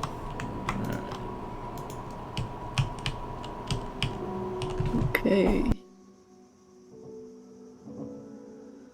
Where is... Alright. So Laurel will once again run up and attack with my blades.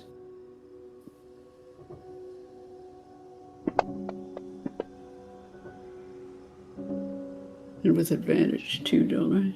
Yeah, she's prone. You automatically She's prone. hit her.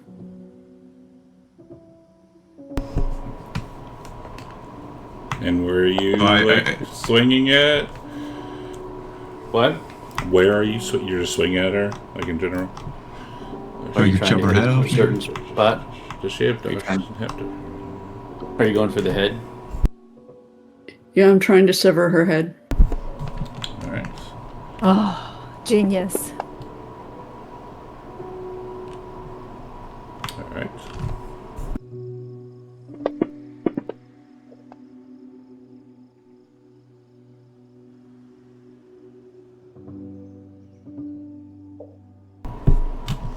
I'll go. Kelly. Gonna run over here. And Lutara starts growling at you. And I will. Try to eat her head. I will prepare a command spell in case she gets up again. And what is the command? It will be poop if she gets up. In Okay. honor of Heavenster. This. All right. Sam. Hasn't she suffered Okay. enough? I can't get my flaming spear in here anymore. Everybody's too close. I would just do a bunch of damage. So I'm actually going to drop concentration on it. And now it goes pitch black. But you don't have dark vision. Yeah, but I have that little trinket that I enchanted. Right. I'm that just gives me saying. 5 feet of light. I was just saying in general to whomever. Oh, Well, yeah, now Evan can't see. I'm sorry. You guys, I didn't know you were using it as a light source. It's too late now. It's gone. So Right, and Calico can't see either, right? Nah, but I'm right next to her. I'm coming in to bring my little 5 feet of light. That's 20, 25, 30. Hopefully that helps some of the people around me have a little bit of light. 5 feet of light around me. That's it. Okay. That was my... It's no action to stop concentrating on a spell, right? Like, you just That's drop right. it Correct. Right. with my action. Hang on, I need to read this to make sure You don't that it have to doesn't look do at the spell. splash damage. A line 30 feet long. God damn it, everybody's so close. I can't do the things that I want to do. If I do this, it would hit Calico. Technically, I don't know, because what's the range on that little light that you got? It's like from my... It's 5 feet of light. Does it around. do like lesser light, like dim light, out to a certain range? I'm sorry, I'm trying to pull it up. The object. So I put it. It's like one of my little tinkering things. I put it like just on a little brooch pin on my person. But it says it sheds bright light in a 5-foot radius and dim light for an additional 5, so 10 feet altogether of light around me. All right. So yeah, you would kind of cut it off like right there. Okay, so I can't even see the body. Right, I was gonna cast a spell that's just a straight line in front of me. Right. So you wouldn't know that Calico's there. That was me being a devil's advocate. Oh, I see. Yeah, I don't know that Calico's there. How mad would Calico be at me if I hit him with acid? Pretty mad. Yeah, but you wouldn't know either. That's true. Just like know Grim if I get didn't hit know by about the acid. thing. Alright, fuck it. Fuck it, we've all cast it. Just blame Lotara. I do, but so here's my question. Do I know that the body is in this direction from me? No, you don't actually. No. Well, I would say if anything, you like. Well, hang on. Just let me talk. So Lotara's there. You can see Lotara with the dim light. Lotara is facing this way with her head down, like trying to chomp. So, it's up to you. Yeah. It's up to you. Educated guess, right? It's up to you. Sorry, Calico. You just want to knock by acid. Poor Calico. But I'm doing this specifically because I want the acid to corrode the dead body. Okay. Yeah, I get what you're saying. I get what you're saying. Casting with a first level spell slot, Tasha's Caustic Brew. Do you want me to actually put it, because it does have a damage over time acid effect? Do you want me to put that on the dead token? Yes. If it hits, of course. Yeah. Correct. So I do have to target both of them and not myself. You can target yourself too. Damn it. Okay. All right. And then Tasha's Caustic Brew is a saving throw.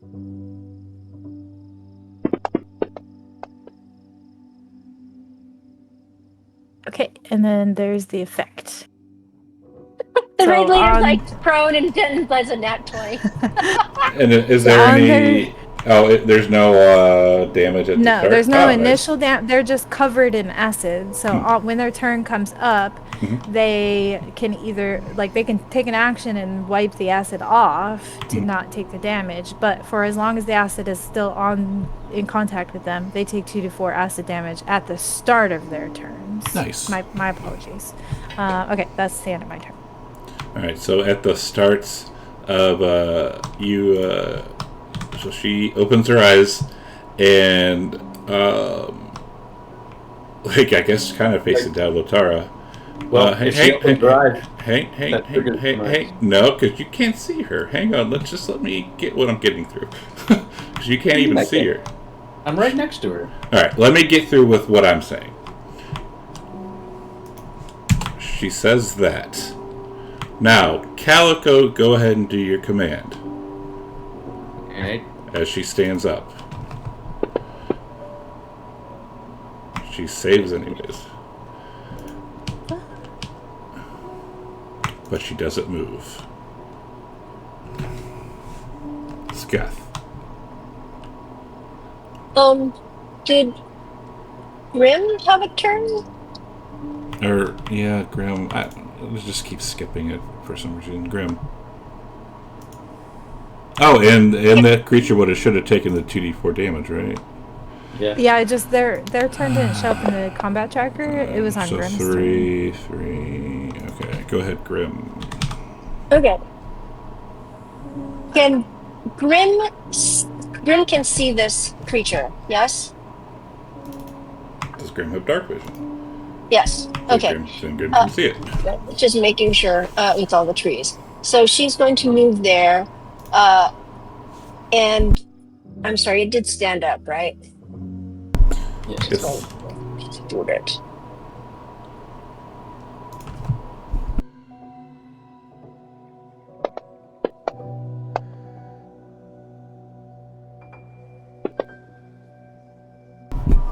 Okay. Goes back down.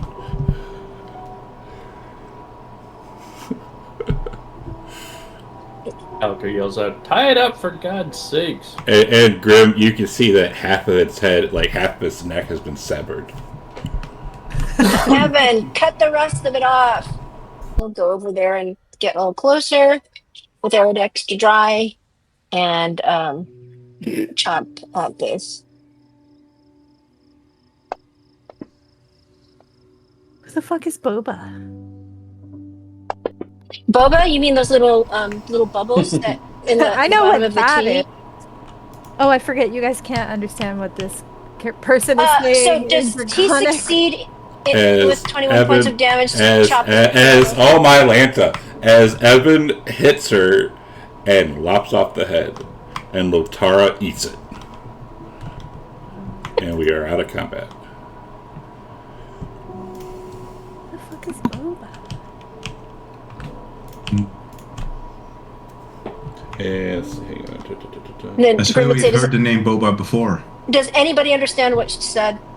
I do. What did she say? I do this for Boba. Thanks for releasing me. Boba or Boda? Boba. B-O-B-A. Unless the DM mistyped it.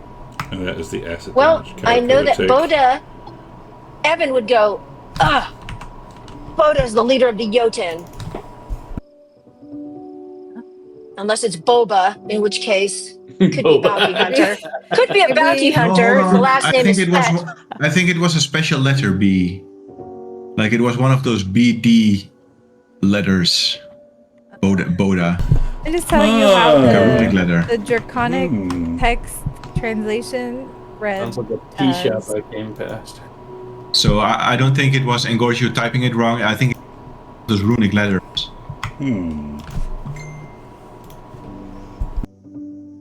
That's how it came. I don't know how to put it in common so you guys can read it. Yeah, you just did. We just saw okay, it. okay. That's how it came to me.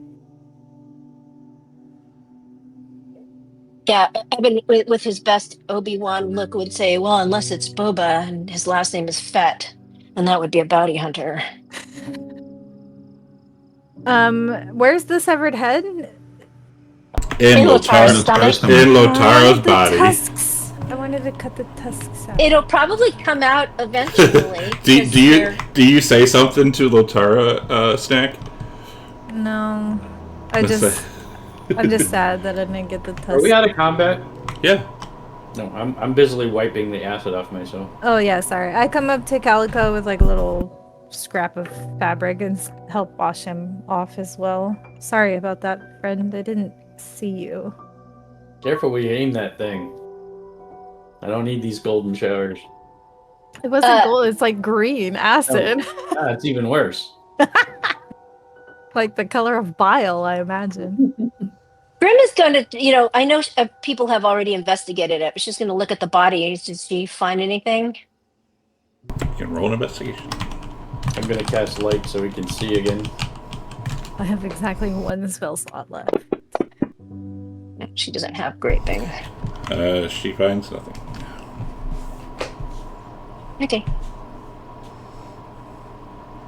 So, aside from it possibly being Boda, you guys don't know any other persons or anything named Boda? It's probably Boda. Just that fantastic tea shop in town. What town? Nowhere? Nowhere. They had boba in nowhere? With Yeah. the black balls? Grim is going to go look at the raiders and check their bodies and see if there's anything of interest on there. There are not outside of the X's. Don't touch them. I don't recommend it. Now, did Laurel get hit by the acid then? No. No. Just It's just a straight line, like 5 feet wide. put right so- past. Gotcha. Calico's looking for a place so he can lay down and finish his night's rest. He doesn't like being interrupted. Oh yeah, we were sleeping when this happened. Yeah, let's go back to camp. I'm gonna climb back up my tree and lash myself into place. Okay. Alright. And with that, your long rest is successful. Oh, thank God. I needed my spell slots back. I only spent 2 spell slots. What a waste of a Spent wizard. a lot. I was healing people. Well, I think I healed one person. Yeah, I healed Evan. And I was trying No, to I healed myself and Grim. I healed twice. Unfortunately, the poop command didn't go off. That would have been so funny. And Snack, do you want to roll your Tinker? Oh yeah, my I would like to make my potion. And Evan, And can in I the s- morning, I will spend 10 gold to resummon Vim. In the Okay. morning. Can I say that both You took that. Grim and Evan gathered half of their Yeah. stuff? And I'll cast my good berries. You had already cast good berries, so there's still left from whatever's left. Yeah. Because I We think did it, like, I at the start don't, of the rest. Yeah, and I don't think anyone used any. No. No, they Please they do. only last a day though. Right, like you were, because you always. This is like you casted your good berries right before we took the rest. This rest happened within 2 hours of you casting good berries, so they're still good for another 24 hours or another 22 hours. Fair enough. Plus, you're out of spell slots. Like that's why you only had the one spell slot because you used one for good berry and then the other for spirit shroud. well, if she takes a short rest, she can cast it again. We're not doing short rest right before a long rest. No. Really disappointed that on two things. One, it seems we can never get information out of NPCs. Like even when we have them, like literally they're about to die. It seems like most people in this world don't care about the threat of death to give up information at all. That could be maybe they fear something else worse than death. Okay. Something that could revive them over and over, for example. Yeah, Noted. because she kept popping up. Because orcs, like, do orcs have popping up every round? Not every round, just No. once. That's why I thought maybe she's Exactly. half catkin from Penova. That's what I was thinking. It made me think about the curse of the raider from the book, that you're actually immortal when you die. Something like that. Yeah. Okay, and then my other point though is like I know she escaped being tied up, but we had her tied up and like still she didn't want to give any kind of like no information whatsoever. Like what are we doing wrong in getting information from NPCs? You got some information from. No, we didn't. No, hang on. You got some information from those fur traders earlier, right? Yeah, that's different though. I wanted to know who this lady is like serving, why she's raiding us. And We'll you never know now. 'cause she's you've dead. gotten information from people before. Not very well though. True. Maybe different tactics, like, oh, hey, we're gonna kill you if you don't tell us. Like, well, kill me then, because you're gonna kill me anyways. Like, that's why I think with that raider that killed Laurel's family, they're like, she's like, I'll release you, and then he gave up the information and he left, right? Same with the raider that Laurel had in the Temple of Hell. So maybe just threats of death isn't good enough for them. Is kind of what I was trying to say too. I don't like it. Or join us Sorry. and we'll help you out. I don't know. I thought about threatening to make her my thrall. I was really close to making that be my threat instead of what I did threaten her with. Yeah. Oh, we're gonna cut off your tusks. Okay, cut off my tusks, and I'm not gonna want to live anyways. Well, that was a test to see if she was an orc from Penovo. Fair. They like, if they lose their tusks, it's like being dead to them. It's probably worse than death. It's having to live a life without your And- tusks. We learned some information, and that is that they know who Snack is, or at least Yeah, that's Yeah. really Snack's interesting. slave name. That's really pissing me off. Like, why does everybody keep calling me by my slave name? I don't like And it. that she works for Boda, so it might be a line that this Boda or Boba has some Yeah. grudge against Snack. Well, I don't know. I know nobody by that name, so unless it's like I'm gonna a fake look up name that my in brother the player's is guide using. again. No. It's someone important. Boba. Wait, who are you talking about? Boda. Boda's the leader. Right. Evan is like, I Yeah. told you, she is the leader of the Jotun. I have to kill her. I understand that, but I'm saying if the name is actually Boba, and this person is serving a person named Boba, what that could be a name that my brother Snap is going No, by. I think that's because it's one of those rare rune letters that's written with. Oh. At least DM, did they say it like Boba or just the name with the rune letter? But if she said it in Draconic, yeah. So how Oh, yeah, okay. did that sound? Here, Boda with a rune letter. Along that, this last of the Jotun. Why does she speak This is- Draconic though? That's the other question. Why is an orc speaking Draconic? She's gotta Look, be it's one of serving those my weird beads. brother. So many thought mysteries.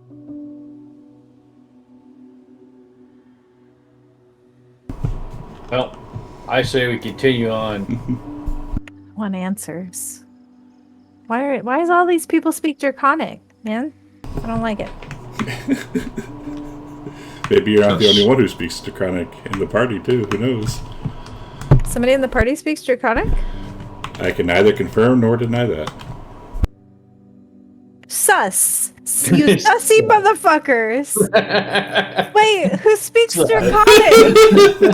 I can neither confirm nor deny anything. Yeah, what do you like to do? Like Poor outside snack. testing comprehend languages or something. Somebody naturally here speaks Draconic. You fuckers. Poor Snack. She's just so nice and innocent and happy and friendly with everyone. And everyone else should just sus to her.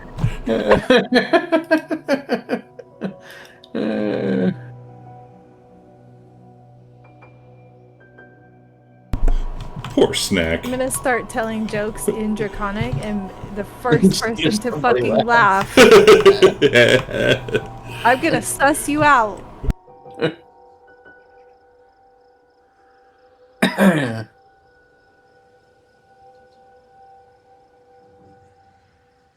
So, are we headed towards our destination again this morning?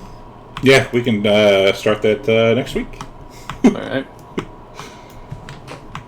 Actually, I will hang out. We can end with this. So heading out the next day, you start clambering upwards, you find the trail. You start following this trail. The hill plateaus, but continues to the northwest. To the east, the rock and trees fall away, revealing a waterfall crashing into the valley below. The water forms several smaller streams that meander off in various directions. The mist from the water hitting the ground almost completely obscures what is below, but you catch glimpses of several smoldering homesteads, a clear cut where trees have been removed, and snow-covered fields. And that's where we'll pick it up next time. Civilization. What'd you say? Civilization. Finally. Civilization. Yeah.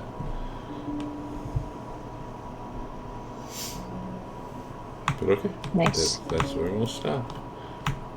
Snack. Who speaks Draconic? Robin Snack is getting sussy. Well, so far nothing's happened to Evan, and he used the greatsword. It's true. It'd be hilarious if it was cursed and you just don't. He just has to trigger the curse. And actually, Evan, I need that roll, the morning roll for you, please. Yes. Might be cursed anyway. Aw. Nothing. Are you talking to yourself?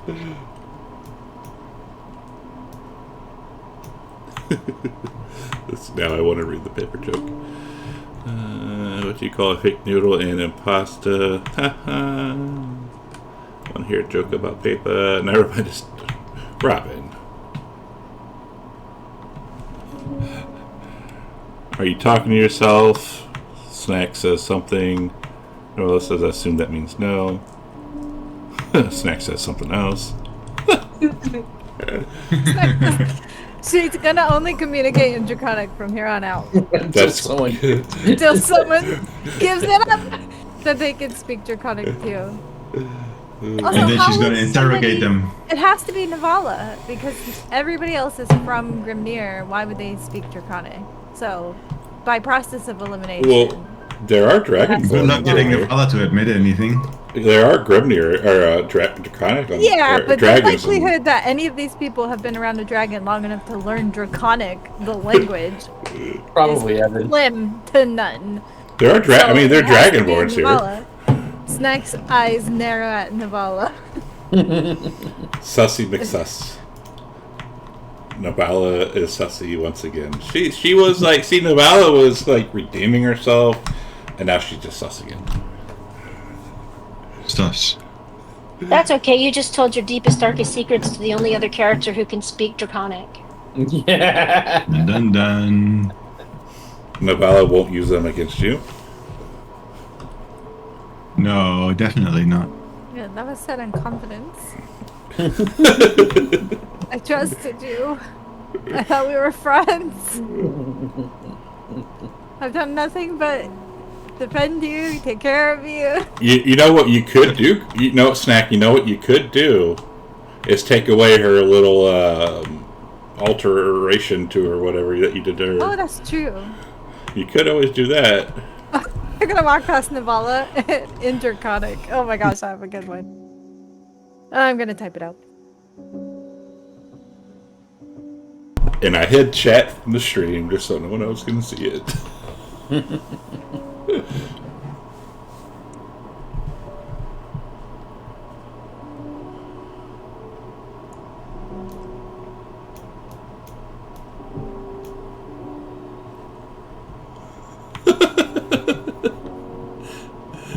I can't understand this hissing!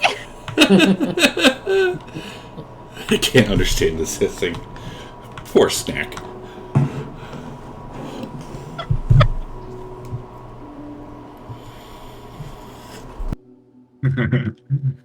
I can't. It's kind of funny to try and reply to.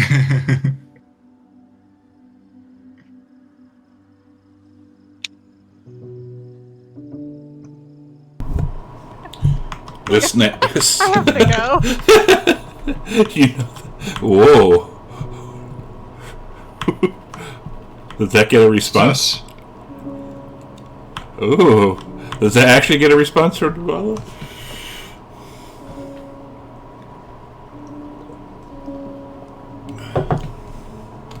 Sus. Sus.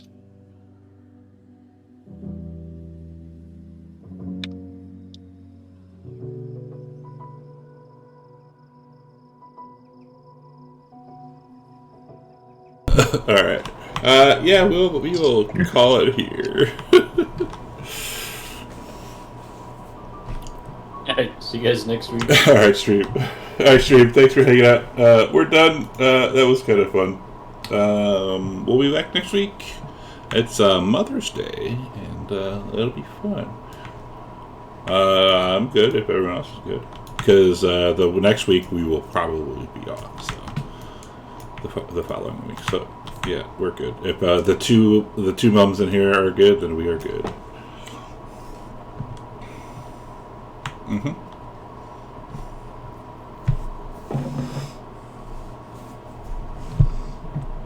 Okay.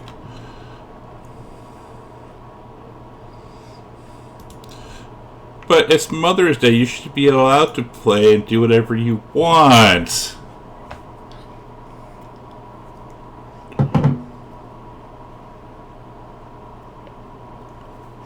Just go earlier. Anyways, that's fine. The pancakes were done. Okay.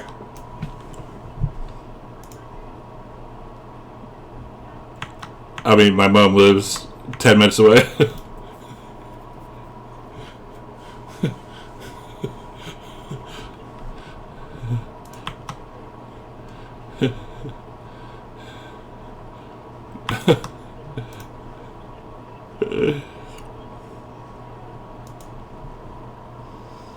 But yeah, tentatively we will be playing next week. And hopefully Sketh will actually show up. Who knows?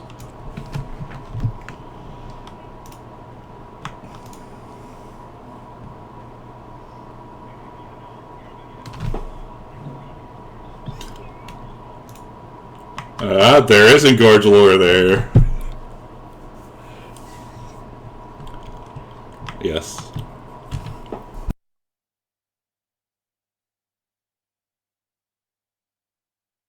It's all on YouTube.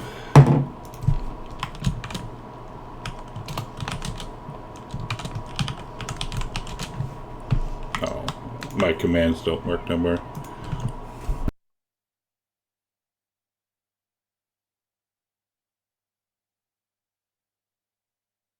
Yeah. Okay. Alright, stream. Thanks for hanging out. We'll be back next week. Potentially. Who knows? It's Mother's Day, so we'll find out. And until then, see you.